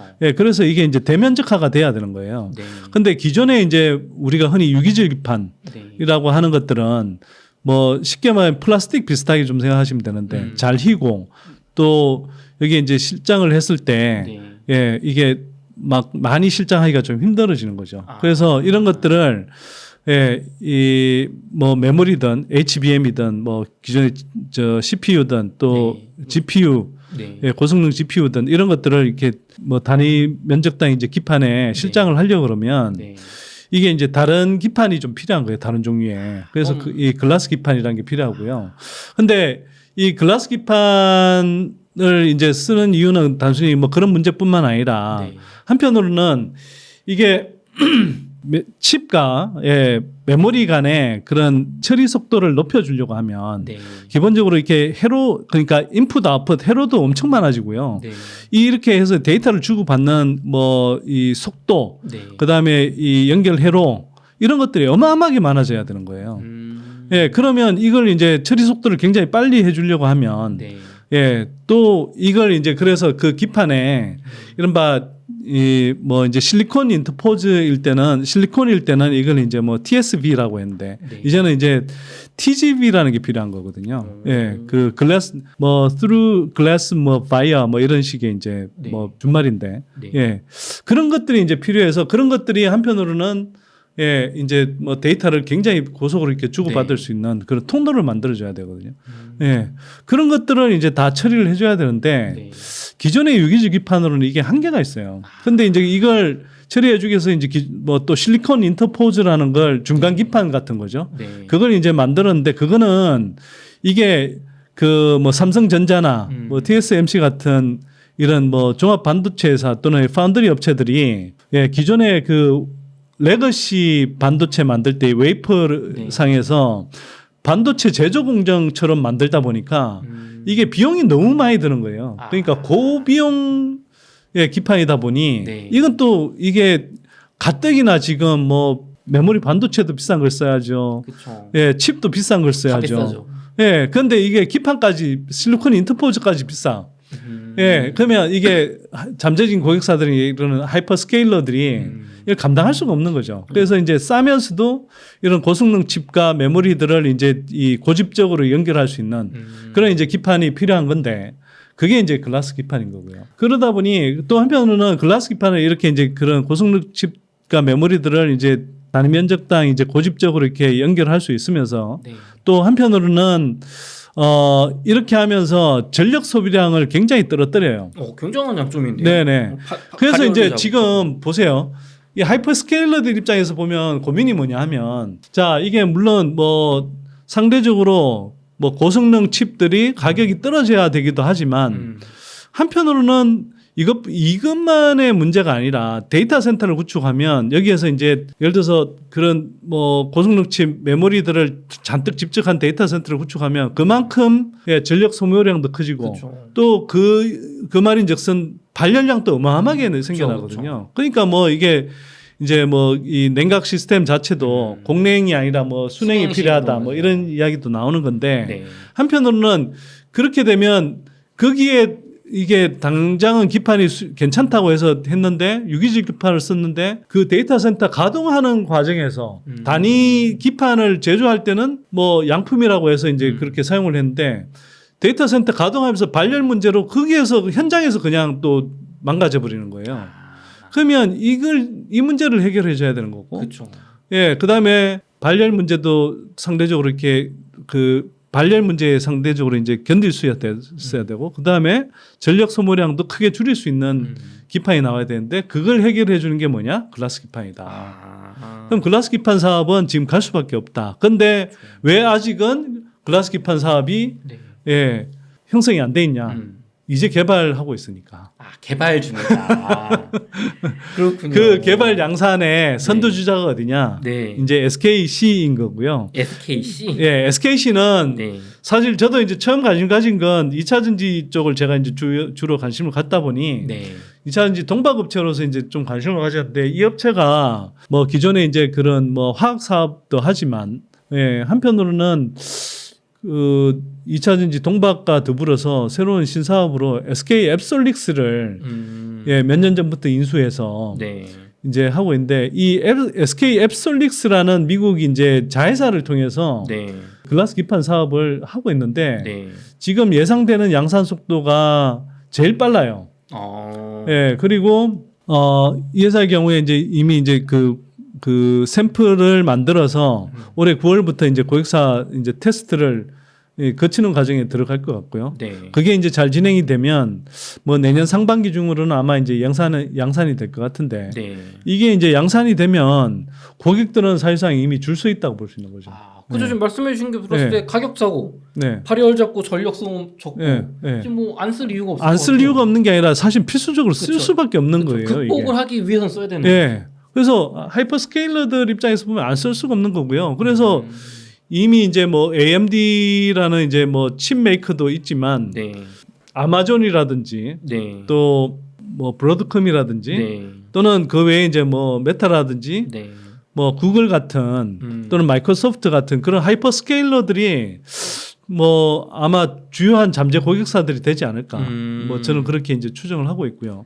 이 중에 예, 몇 군데는 실제로 이제 그 아마 SKC가 지금 확실히 밝힐 수는 없지만 네. 예, 유력한 잠재 고객사 군으로 들어와 있는 것 같습니다. 아. 예.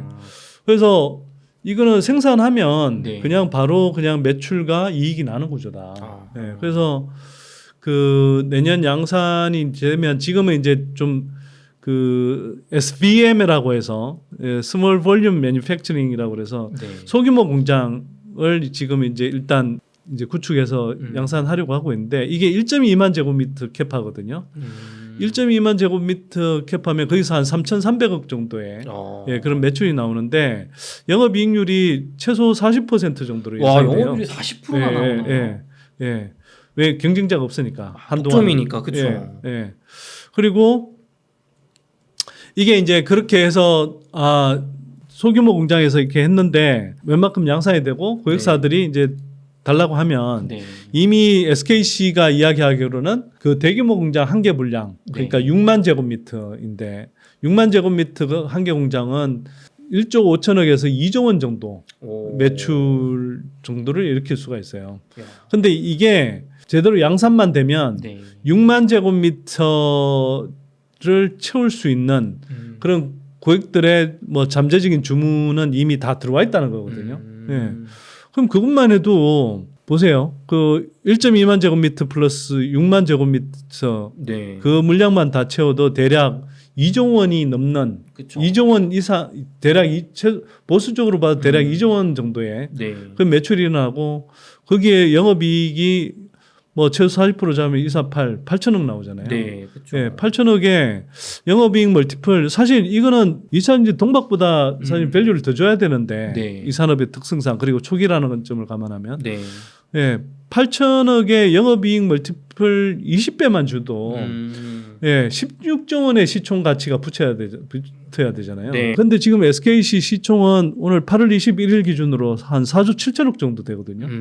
근데 이게 그 양산 시작에서 이제 고객사들이 이거 좋다 그러면서 네. 그러면 1.2만 제곱미터 물량은 금방 다 가져갈 거고 네. 그러면서 이제 고객사들 추가 주문 이미 이제 거의 뭐 약속돼 있다시피 한 그 추가 주문이 들어오면 6만 제곱미터 캐파 물량은 이미 이제 다 저 주문이 들어오는 상태가 될 거란 말이에요. 네. 그러면 그게 이제 예상컨대 아까 말씀드렸듯이 16조 원의 시총 가치를 붙일 수가 있는 거거든요. 그쵸.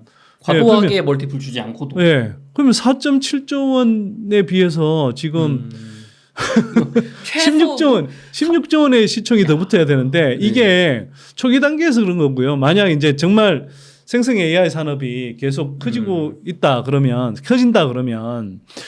그 이게 대규모 공장 하나로 끝나는 게 아니고 이런 게 뭐 몇 개가 지어져야 될 수도 있거든요. 그쵸. 그러면 이게 그거 대규모 공장 하나가 지어질 때마다 네. 시총 가치가 10몇 조짜리 시총이 더 붙는 겁니다, 이게. 이게 엄청나네요. 예. 그러니까 어마어마한 업사이드가 사실 생겨날 수도 있는 거죠. 물론 이게 뭐 어쩌면 되게 긍정적인 시나리오고 뭐 너무 앞선 셈법일 수 있는데 네. 뭐 적어도 그 산업의 흐름을 보고 글라스 기판의 어떤 사업적인 잠재력을 이렇게 감안해 보면 네. 그 정도 사실 뭐 성장 여력이 충분히 있을 수 있는 지금 사업을 SKC가 하고 있다. 근데 여기에는 지금 그 글라스 지금 그래서 4조 7천억은 제가 볼 때 글라스 기판 사업의 가치는 사실 크게 아직 반영 안 돼 있는 구간이고 예, 뭐 그 사이에 동박 사업도 좋아질 거니까. 네. 동박 사업도 전기차 산업 특히 북미 시장의 전기차 시장이 본격적으로 성장하면 동박 사업도 다시 좋아질 거잖아요. 네, 그렇죠. 예, 그다음에 화학 사업도 일정하게 사이클이 돌아올 거고, 예, 그다음에 지금 자회사로 이제 인수한 ISC의 실적도 반영이 될 거고, 사실은 뭐 이 회사도 뭐 당장은 아니지만 또 실리콘 응급제 사업도 하고 있어요. 그래서 여러 가지 사업 아이템이 많아요. 근데 뭐 그런 거 다 합쳐서 지금 뭐 시총이라고 하면 네. 사실은 아직도 글라스 기판 사업의 가치는 사실 제대로 반영 안 된 단계다. 사실 잘 알지도 못해요, 저도 그렇고. 네. 그래서 알려지지도 제가 않아요. 이제 그래서 말씀을 드린 겁니다. 글라스 기판 사업이 얼마나 이게 잠재력이 있고 그런데 거기에 선두주자가 네. 해외 기업도 아니고 SKC다. 이런 건 되게 이제 좀 자랑스러워해야 되는 그쵸, 거죠. 그쵸. 네. 그래서 여기서 이제 제가 두 가지 부연 설명을 좀 더 해야 되는데 네. 그러면 진짜 이게 앞으로 생성 AI 산업이 계속 커져서 네. 이 글라스 기판 수요가 정말 크게 늘어날 수 있는 거냐 네. 이게 하나 있고 그다음에 두 번째 뭐 그럼 다른 글라스 기판을 만드는 그런 뭐 경쟁자는 안 나타날 거냐? 그쵸. 이 질문을 이제 던져야 되는데 첫 번째 생성 AI 산업과 관련해서 이게 계속 커질 거냐? 최근에 이제 그런 뉴스들이 나오면서 좀 뭐 관련한 업체들 주가가 꺾이는 빌미가 되기도 했는데 생성 AI 산업이 뭐 한동안은 충분한 수익성을 확보 못할 거다 이런 이야기를 하는데 그건요 지금 이렇게 생각하시면 돼요. 완승차 업체들이 지금 뭐 내연기관차에서는 계속 수익을 내고 있지만 네. 사실은 뭐 아직 웬만한 업체들이 전기차 팔아서 테슬라 외에는 그리고 현대 기아차가 이제 뭐 전기차에서 조금 수익을 내는 구간으로 들어가긴 하지만 웬만한 완성차 업체들이 아직 전기차에서 그 자체로는 수익을 못 내고 있거든요. 그쵸. 예, 규모의 경제가 안 되기도 하고 네. 뭐 전기차 효과적인 전기차 플랫폼을 아직 못 만들기도 하고 뭐 그래서 등등의 이유가 있는데 그럼에도 불구하고 전기차 산업이 예, 뭐 일시적인 기복은 있을 수 있으나 안 갈 거냐는 거죠. 예, 가겠잖아요. 갈 그쵸. 수밖에 없고 또 그래서 한편으로는 완성차 업체들 입장에서도 수익성을 맞추기 위한 노력을 지금 계속 하는 방향인 거지. 그쵸. 이걸 수익이 지금 안 난다고 해서 포기하거나 그 뭐 접는 건 아니잖아요. 그쵸. 가야 할 길이니까 투자라 네. 생각하고 계속 넣는 거죠. 그렇죠. 마찬가지라는 거예요. 음. 생성 AI 산업이 지금 초기 단계니까 네. 당연히 뭐 충분한 수익 모델을 못 찾을 수 있고 그런데 그렇다고 해서 이걸 안 갈 방향이라고 생각하는 멍청한 바보들이 있을까요? 전기차보다도 더 생성형 AI는 네. 대중분들도 네. 이거는 갈 산업이라고 생각할 것 같아요. 그거보다. 그거는 전기차. 왜냐하면 사실은 전기차는 사실 저는 전기차도 뭐 많은 사람들이 이해한다 그러면 갈 수밖에 없다고 믿지만 네. 이게 생성 AI 같은 경우는 특히 젊은 분들 경우에 많이 사용을 실제로 해보잖아요. 챗GPT 검색을 해보니까. 뭐, 예. 근데 자 구글이 투자 안 할까요? 하겠죠. 왜냐하면 네. 챗GPT 같은 게 나왔어. 그러면 구글이 뭘로 먹고 살아요? 구글 검색으로 먹고 살잖아요. 그렇죠. 근데 사람들이 챗GPT 검색을 하기 시작, 인공지능 검색, 생성 AI 검색을 하기 시작했어. 구글 검색으로 돌아갈까요? 물론 이제 한동안은 병행하겠죠. 그쵸. 병용하다가 예 나중에는 점점 생성 AI의 검색 비율이 높아질 거 아니에요. 그렇죠. 그러면 구글 같은 그 어마어마한 업체도 엄청난 타격을 받는단 말이에요. 지금까지 사실 구글은 크게 이어하는 도전자 없이 계속 승승장구해 왔어요. 근데 이게 생성 AI 산업이 발전하면 자기네들 가장 타격을 입어요. 그러면 구글이 할 전략은 뭘까요? 그럼 생성 AI 산업이 발전 안 하도록 자기네들이 발목을 잡을 수 있나요? 아니, 우리가 어떻게 잡나요? 우리가 1등을 만들어야죠. 구글도 그래서 생성 AI 산업에 지금 뛰어들어서 자체 구글 생성 AI 그 검색을 내놓겠다고 하는 거잖아요. 네. 구글도 그렇단 말이에요. 그러면 다른 업체들이 안 그렇겠냐고요, 이게. 1등이 그러고 있는. 예. 그래서 실제로 이게 뭐 생성 AI 그가 아직 뭐 충분한 수익성을 확보하지 못한다. 이 말하고 그래서 그 이런 하이퍼스케일러들 비롯한 이 업체들이 투자를 안 한다 하고는 전혀 그러니까 어떤 인과적인 관계가 없는 걸 수 있어요. 그러니까 수익성이 안 난다고 해서 그럼 투자를 안 하냐가 아니라 네. 투자를 안 한다가 아니라 수익성이 안 나기 때문에 수익성이 날 수 있도록 또 수익이 날 때까지는 예, 그 비용을 감수하고서라도 투자를 계속 한다. 그리고 여기에서 살아남는 빅테크 업체들이 선두를 달린다. 이걸 사실 빅테크 업체들은 알아요. 구글이 그러니까 제가 구글 말씀을 드렸잖아요. 네. 구글이 그걸 모르겠냐고요. 자기네들 진짜 사업의 절체절명의 위기가 여기서 올 수 있는데. 그렇죠. 예. 그렇다고 이걸 자기네들 힘으로 이 시대를 저지할 수 있는 것도 아니고. 맞아요. 저지할 수 있으면 저지했겠죠. 예. 그러면 이거는 거꾸로 구글이 자기네들 생존의 위협을 느끼는 이제 지금 사업 아이템이 나왔기 산업이 부상하고 있기 때문에 여기에 적극적으로 선두로 나서려고 할 거란 말이에요. 다른 모든 경쟁 업체도 마찬가지예요. 그래서 실제로 데이터는 그 정반대 방향을 가리킵니다. 데이터 센터 구축이 예, 지난해 같은 기간에 비해서 상반기 중에 네. 지난해 같은 기간에 비해서 40% 이상 늘어났고요, 미국에서. 네. 그다음에 그 뭐 메타의 마크 저커버그나 네. 일론 머스크 같은 경우에 계속 우려하는 게 뭐냐면 네. 이게 데이터 센터 구축하는데 어마어마한 당초 생각했던 것보다 어마어마한 비용이 들 거다. 돈이 너무 많이 든다. 예. 그 어마어마한 비용이 드는 건 뭐냐면 그만큼 많은 예, 고용량 메모리와 음. 고성능 칩이 필요하다는 거예요. 그렇죠. 예, 구글이 실제로 이제 그런 생성 AI 검색을 이제 추진하기 위해서 이제 그 자기네들이 실제로 이제 해본 바로는 이건 전력 소비 그 비율로 따져볼 수 있는데, 네. 예, 구글 검색을 할 때는 0.3 와트시가 필요한데 네. 이게 인공지능 생성 AI 검색을 하려고 하면 네. 여기에 10배의 전력이 들어가는 거예요. 어. 사실 거기에 비례한 만큼의 네. 메모리와 칩이 필요한 거예요. 뭐 그렇게 생각하시면 될 거예요. 네, 네. 그리고 자기네들이 구글 생성 AI와 기존의 구글 검색을 결합한 방식으로 검색한다. 네. 라고 하면 그냥 구글 당시 검색하는 거에 30배. 정말 많이 올라가네요. 예. 그 전력 소모가 필요하다는 건데 그만큼의 음. 전력 소모 그러니까 전력 소비 전력도 소모되는 거고 그만큼의 고성능 칩도 필요하고 메모리 필요한 건데 그쵸. 이런 것들이 다 뭐냐? 음. 예, 글라스 기판의 수요를 의미하는 그쵸. 거죠. 그리고 그래서 이 글라스 기판의 수요라는 관점에서 보면 네. 오히려 데이터는 그 뭐 생성 AI 산업이 뭐 수익성이 없어 뭐 이 이야기하고는 정반대로 글라스 기판 수요는 계속 앞으로 더 늘어나는 방향으로 예, 그 데이터들은 계속 지금 뚜렷하게 나오고 있다. 예. 어떻게 보면 글라스 기판 산업이 클 수밖에 없는 가장 명확한 요인이 있는 거네요. 네. 그래서 그 뭐 좀 주목하신 분들이 있는지 모르겠는데 네. 그 6월 달에 그 SK 그룹의 최태원 회장이 네. 미국에 가서 이제 빅테크 업체들 다 만났어요. 그 네. 업체들이 다 하이퍼 스케일러들이잖아요. 아. 예. 하이퍼 스케일러 업체들이 다 만나고 그리고 최태원 회장이 간 데가 어디냐 하면 미국 조지아주 코빙턴에 있는 네. SK 앱솔릭스 글라스 기판 공장을 간 거예요. 만나고 나서 공교롭게도 공교롭게가 아니라 계획을 한 거죠. 애초에. 네, 이제 그 최태원 회장이 지금 보십시오. SK온은 뭐 이렇게 그 산하 기업들 간에 이렇게 뭐 그 인수 합병도 하고 뭐 그 그룹 재편의 시기잖아요. 네.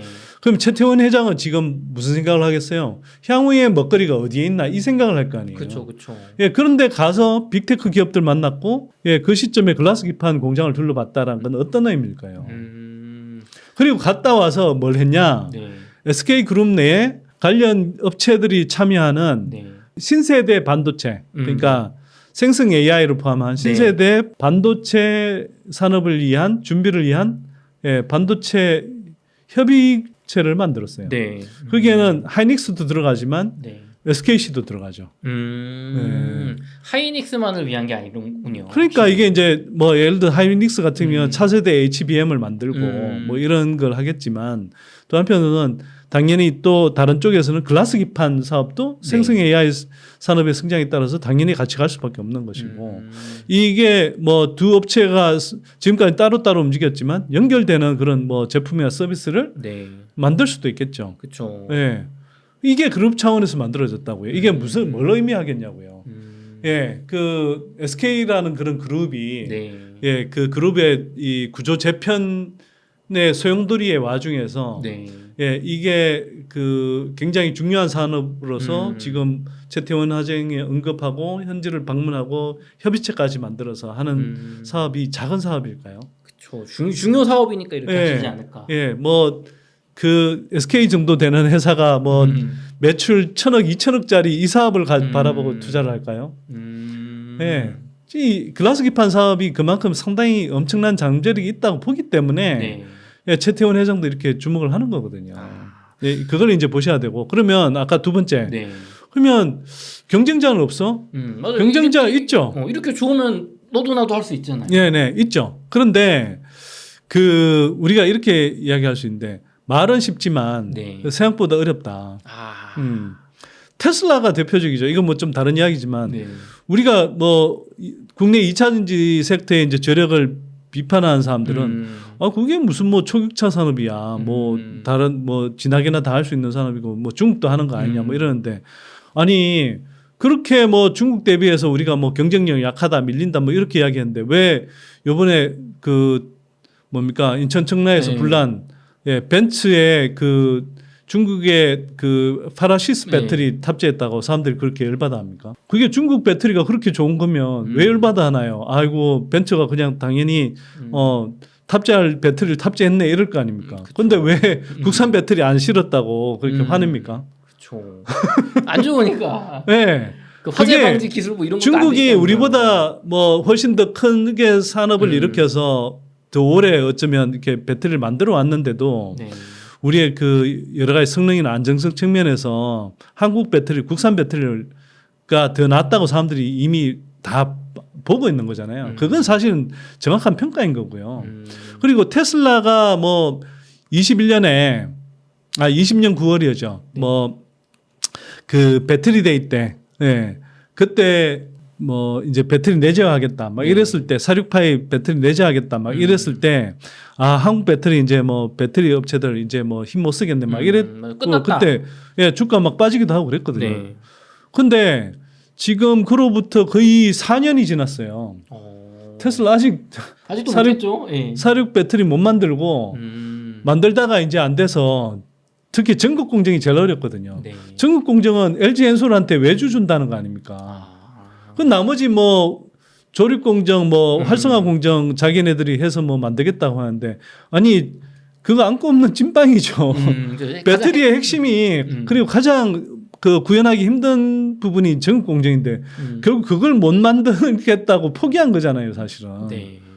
예, 이게 제가 이제 좀 뭐 적절한 비유가 될지 모르겠는데 글라스 기판도 물론 뭐 이게 기존에 뭐 이 패키징 업체들 그 다음에 뭐 실리콘 인터포즈를 만들어 본 업체들은 이게 어느 정도 뭐 투자를 하면 따라올 수는 있을 거예요. 근데 그게 그렇다고 해서 쉽게 만들 수 있고 그냥 단시간이 되느냐? 저는 그렇다고 생각하지는 않고요.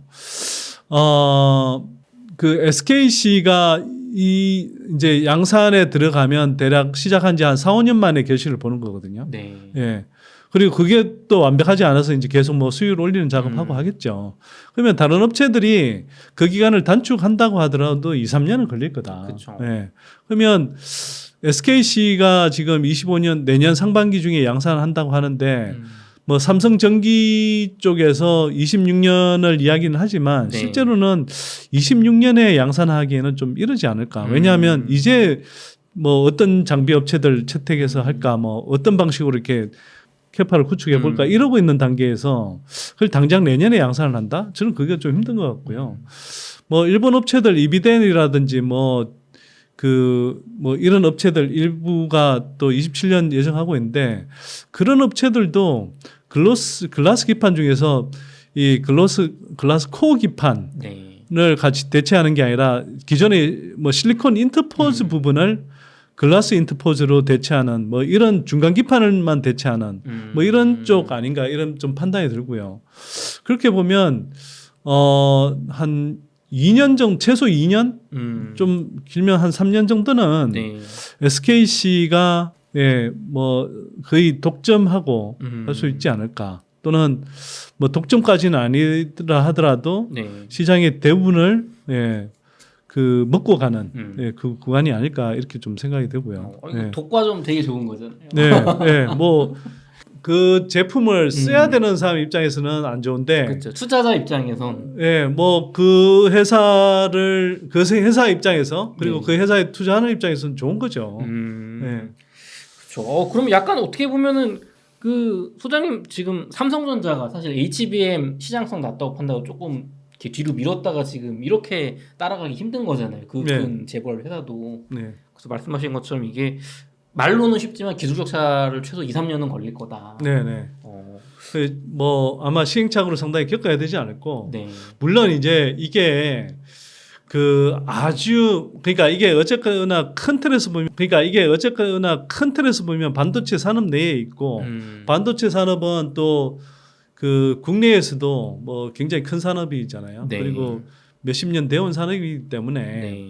뭐 아까 제가 오히려 2차 전지만큼 오히려는 테슬라 같은 업체도 쉽게 못 따라오는 그게 사실은 단순히 뭐 정밀 산업인 뿐만 아니라 한편으로는 그보다 화학 소재를 다루는 산업이기 때문에 오히려 이제 배터리는 그런 되게 미묘한 그 화학 소재의 구성이라든지 뭐 조성이라든지 이런 것들 때문에 흔히 말하는 이제 우리의 그 뭐 손끝 기술이라고 하는 그런 것들이 이제 필요하기 때문에 오히려 되게 어려울 수 있는데 네. 이런 건 상대적으로는 오히려 뭐 국내 업체들 중에서는 뭐 따라올 수도 있어요. 그러나 그게 그냥 뭐 단기간에 따라오기보다는 그래도 한 2, 3년은 걸릴 수 있다.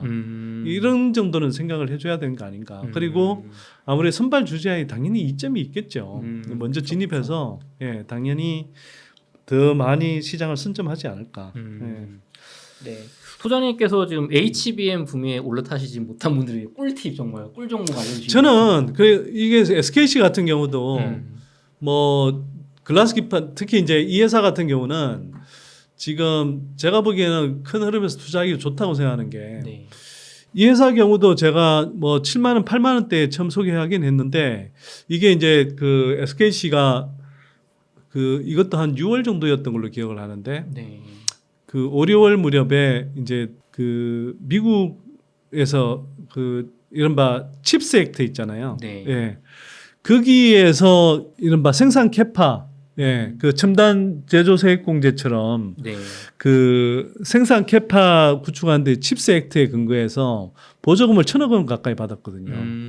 예, 그 소식이 나오면서 이제 아 이게 반도체 산업에서 예, 네. 특히 글라스 기판 산업에서 예, 미국에서 이제 유일하게 그 보조금을 받았다는 이슈 때문에 주가가 그때 20만 원까지 갔죠 한때. 와. 예, 그러다가 이제 뭐 최근에 이제 그 전반적인 조정 구간에서 이 종목도 12만 원대까지 지금 조정을 받아 있는데 네.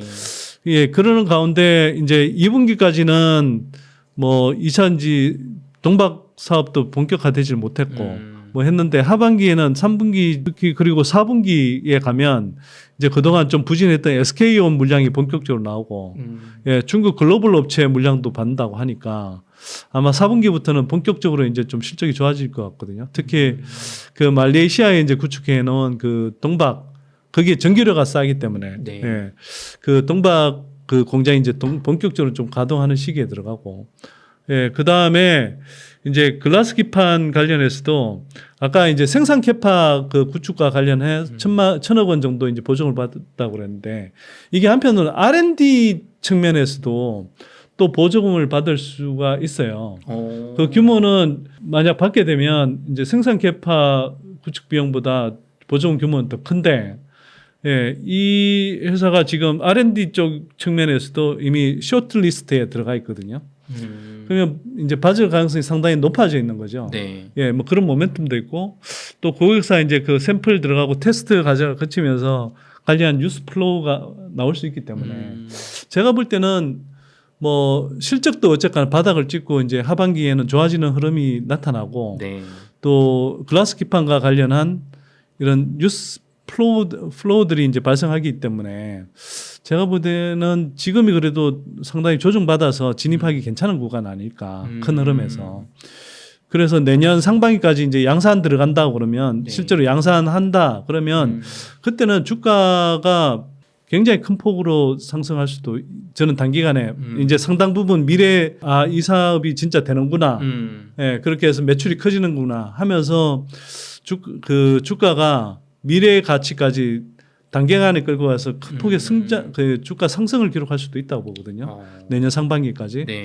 그래서 마침 조정을 또 받은 구간이고 해서 네. 제가 볼 때는 지금 진입하기에는 상당히 괜찮은 구간 아닌가 이렇게 생각이 되고요. 그 글라스 기판 관련해서는 제가 뭐 하나 좀 사실은 이야기할까 말까 고민하다가 네. 이야기를 하면 좋을 것 같은데 왜냐하면 이 종목도 사실 많이 올랐다가 네. 조정을 많이 받아서 그런데 네. 사실 글라스 기판 관련해서는 이런저런 이제 뭐 글라스 기판용 뭐 장비를 만든다 이런 게 있는데 사실 장비 업체들은 그 테마성으로는 뭐 오를 수 있는데 네. 장비 업체들 중에 실제로 이제 그 관련한 실적의 규모는 되게 작거든요. 예. 아니 그 예를 들면 뭐 저희가 이제 탐방을 가서 확인해 본 삼성전기항으로 이제 뭐 그 장비를 공급할 수 있다는 업체 이야기를 들어보니까 네. 그게 뭐 27년쯤 뭐 예상하는 장비 매출이 한 뭐 200억, 300억 이렇게 잡아놨더라고요. 27년 가서야 이 상품. 네, 예. 그러면 그것도 그리고 뭐 지속적으로 늘어나기도 힘들고 당장은 왜냐하면 장비는 캐파 구축할 때 한번 일회성으로 필요한 거잖아요. 그쵸. 물론 그게 이제 뭐 사업이 잘 굴러가면 캐파를 계속 늘리긴 하겠지만, 예. 근데 그 뭐 그런 업체들의 이제 물론 뭐 매출이나 뭐 시가총액 규모에 따라서 좀 다를 수는 있겠지만 대체로 장비 업체들은 사실 그렇게 매력적이지 않아요. 근데 그러면 이제 SKC처럼 직접 이제 글라스 코어 기판을 직접 만들거나 네.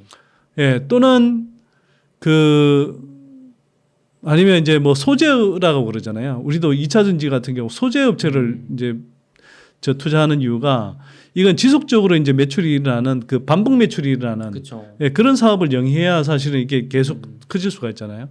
그런 면에서 보면 이런 업체가 하나 더 있는데 뭐냐면 그 JNTC라는 업체예요. JN. 예, JNTC는 뭐 이제 스마트폰에 들어가는 커버 스마트폰이나 또는 이제 전장용 차량 전장용에 이제 그 커버 글라스로 이렇게 이제 만드는 회사인데 네.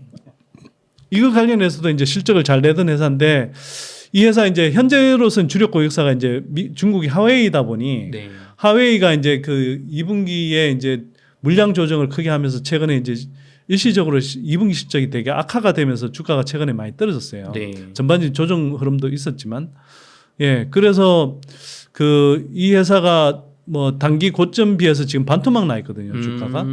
예 그런데 이 회사가 지금 그 글라스 기판 사업을 지금 하고 있는데 글라스 기판 사업 쪽은 되게 잘 돼요. 아. 예 지금 진척 속도가 굉장히 빠르고요. 이 회사는 뭘 하냐면 네. 원래는 이제 커버 글라스이기 때문에 유리를 다루잖아요. 네. 이 기술이 있는 거예요. 그러다 보니 글라스 기판이라는 게 말 그대로 소재가 기본적인 소재는 글라스잖아요. 그렇죠. 유리죠. 유리. 예, 글라스. 그 글라스에서 이제 그러면 그 도금하고 연마하는 과정까지 해서 이제 그 이른바 글라스 기판을 만들기 위해서 글라스에서 필요한 기본적인 전처리를 하는 네. 예, 그걸 이 회사가 맡아서 일괄적으로 하겠다는 거예요. 예, 그러면 중간 부품을 공급하는 건데 이 중간 소재를 공급하는 거죠. 네. 중간품. 네. 그러니까 반제품을 공급한다는 건데 네. 이거는 이제 그러면 뭐 이걸 받아서 이제 뭐 패키징 업체가 뭐 글라스 기판을 만든다고 하면 네. 그러면 이거는 이제 아예 반제품 상태에 지속적인 반복 매출이 일어나는 사업이 될 수 있는 거죠. 그렇죠. 예. 그럼 이 회사 경우도 상당히 그런 면에서는 글라스 기판 사업에서 큰 수혜를 볼 수가 있는 거죠. 예. 근데 또 마침 주가도 지금 네. 반토막 수준이라고 예. 하니까. 예. 그래서 글라스 기판 사업과 관련해서 뭐 이 회사가 이제 그 최근에 굉장히 대면적의 그런 글라스 기판 그 이제 중간 제품이긴 반제품이긴 하지만 네. 그걸 이제 최근에 만들어서 고객사들한테도 예, 뭐 샘플을 보내줬다고 하고 또 한편으로는 잠재 고객사 패키징 업체들 중심으로 한 잠재 고객사들을 이제 뭐 조만간 이렇게 뭐 알릴 수도 있는 모양이더라고요. 예, 그리고 이게 아까 기존에 이제 그런 그 커버 글라스 쪽 네. 이쪽은 하웨이 쪽은 좀 이제 뭐 일시적으로 물량 조정으로 이제 그 부러졌다가 네. 이게 이제 뭐 9월부터는 본격적으로 다시 이제 늘어나는 모양이더라고요. 예, 그러니까 이제 이것도 이제 최악의 구간을 지나가고 있는 거고 네. 거기에 대해서 이제 뭐 글로벌 스마트폰 업체 네. 쪽에 추가로 이제 이 회사가 이제 하웨이향 비중이 높아서 좀 그동안 리스크로 여겨졌는데 뭐 이 상태 하웨이 물량은 다시 이제 예전 상태로 회복돼 가는 과정에서 뭐 글로벌 스마트폰 업체 아주 유력한 업체라고 하던데 네. 그 업체의 물량도 받을 가능성이 상당히 높아진다고 하더라고요. 그러면 이제 양쪽으로 지금 이제 상당히 실적이 크게 늘어날 수 있는 구간에 들어가고 있는데 주가는 반토막. 단기 고점 대비해서 반토막 나 있다. 그런 면에서는 제가 볼 때는 투자하기 괜찮은 구간인 것 같아서 네. 예, 그래서 좀 말씀을 드립니다. 예. 그럼 소장님 마지막으로 저희 그 SKC하고 JNTC, 네네. JNTC 요 두 회사 좀 네. 뭐 수익을 좀 따지자면 이제 몇 배 정도까지 좀 볼 수 있을까요? 아, 어려운 이런 거 질문이긴 이야기하면 한데. 아니 네. 사실은 뭐 제가 궁금하긴 뭐 몇 하죠, 배라고 이야기하기보다는 네. 그냥 아까 뭐 이런 이야기했죠. SKC가 지금 4.7조인데 네. 그 소규모 공장 내년에 양산되고 그게 제대로 이제 고객사들한테 긍정적인 평가를 받아서 대규모 공장 하나를 짓는 끝까지 이제 밸류를 쳐준다. 그게 한 2, 3년 안에 이루어진다라고 그렇죠. 하면 거기에서 대략 한 16조 원 정도 영업이익 네. 멀티플 20배만 줘도 16조 원 정도의 시총 가치가 붙는다고 했잖아요. 네. 그러면 그 4.7조 원에 16조 원의 시총 가치가 더 붙는다고 하면 네. 뭐 한 3.5배 정도 그것만 해도 3.5배 정도는 그렇죠. 더 붙겠죠. 예, 더 상승 여력이 있는 거고 네. 만약 이제 그 사업의 진척에 따라서 뭐 생성 AI 관련한 뭐 특히 데이터 센터 구축이 계속 가속화된다. 그래서 하이퍼스케일러들의 주문이 엄청 늘어난다. 네. 예, 하이퍼스케일러들 지금 이야기는 당초 예상보다 계속 그 수요가 늘어나는 방향으로 지금 가고 있거든요. 흐름이. 네. 그러면 그게 이제 뭐 대규모 양산 공장 하나를 더 짓는다.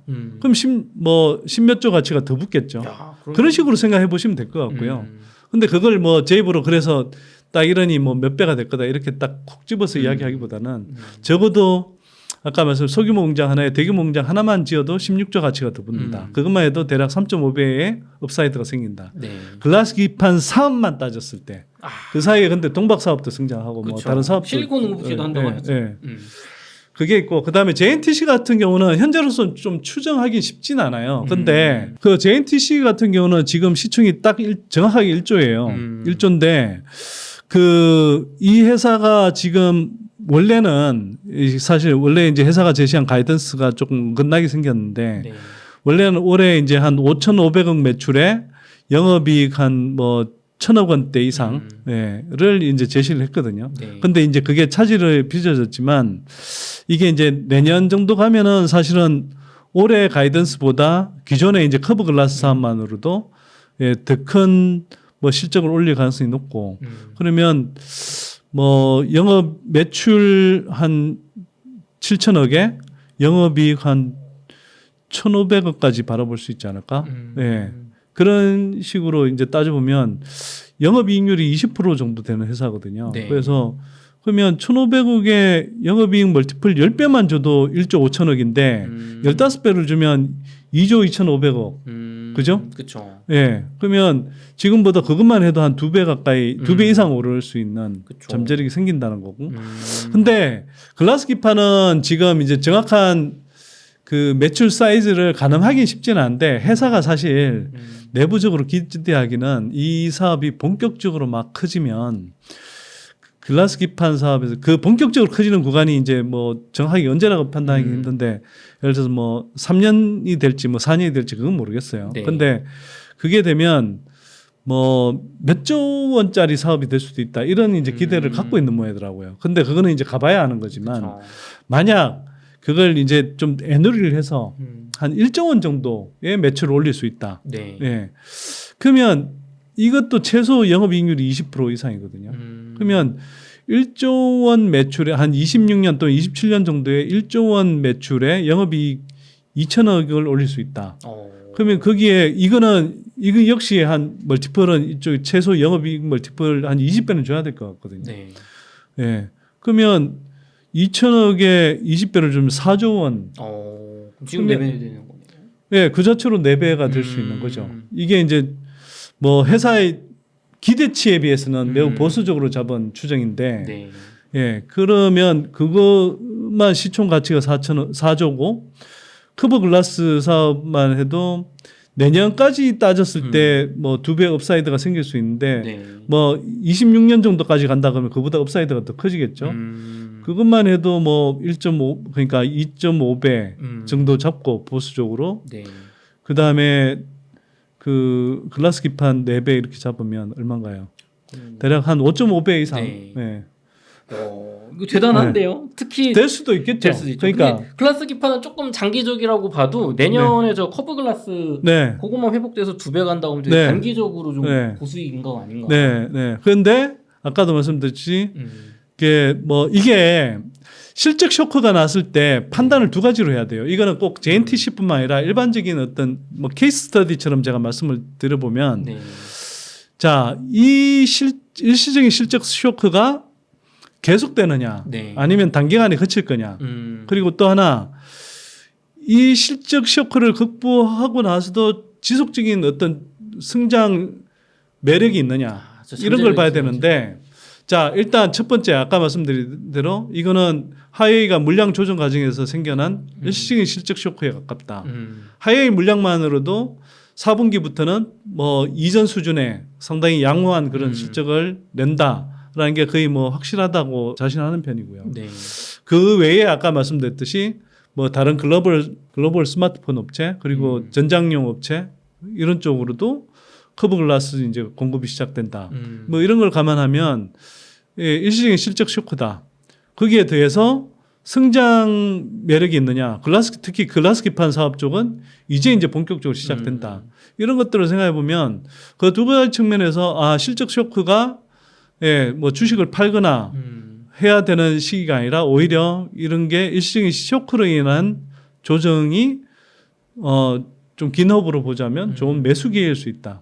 이렇게 이제 좀 판단할 수 있는 거겠죠. 제가 뭐 좀 진작 말씀드렸어야 되는데 네. 그 오늘 언급한 종목들은 제가 뭐 보유하고 있거나 또는 뭐 그 연구소 구독 회원들한테 뭐 소개한 종목일 수 있는데 이건 사실 뭐 제가 이미 제가 운영하는 선대인 TV뿐만 아니라 뭐 다른 유튜브 방송에도 출연하면서 제가 이런 뭐 이해관계가 있을 수 있다는 걸 밝혔기 때문에 네. 사실 뭐 처음 드린 이야기는 아니지만 예. 그리고 뭐 제가 오늘 말씀드린 건 그 사실 지금 조정 구간이고 조정을 잘 받은 구간이기 때문에 네. 제가 오히려 그 좀 막 주가가 많이 올랐을 때는 언급하는 걸 좀 조심스러워하고 또 종목을 이렇게 뭐 구체적으로 언급하지 않거나 종목을 언급한다 하더라도 좀 길게 설명을 안 했는데 네. 오늘은 제가 상대적으로 좀 길게 설명드린 이유가 예, 제가 생각할 때 예, 지금이 많은 분들이 투자하기에 되게 좋은 구간처럼 보이기 때문에 예, 그래서 제가 지금 구간에서는 큰 부담 없이 왜냐하면 제가 생각할 때는 주가가 적어도 저희형 고수익 구간이라고 판단되기 때문에 그쵸. 크게 마음에 부담 없이 여러분들한테 좀 자세하게 설명할 수 있어서 네. 말씀을 드렸다고 이렇게 이해해 주시면 될 것 같습니다. 네. 소장님 또 그 저희 주식 시장에 또 변화가 있을 때 또 모시고 네. 인사이트 듣도록 하겠습니다. 네, 이렇게 해서 선대인 소장님과의 인터뷰를 마치도록 하겠습니다. 긴 시간 동안 수고 많으셨습니다. 네, 감사합니다. 수고하셨습니다. 네.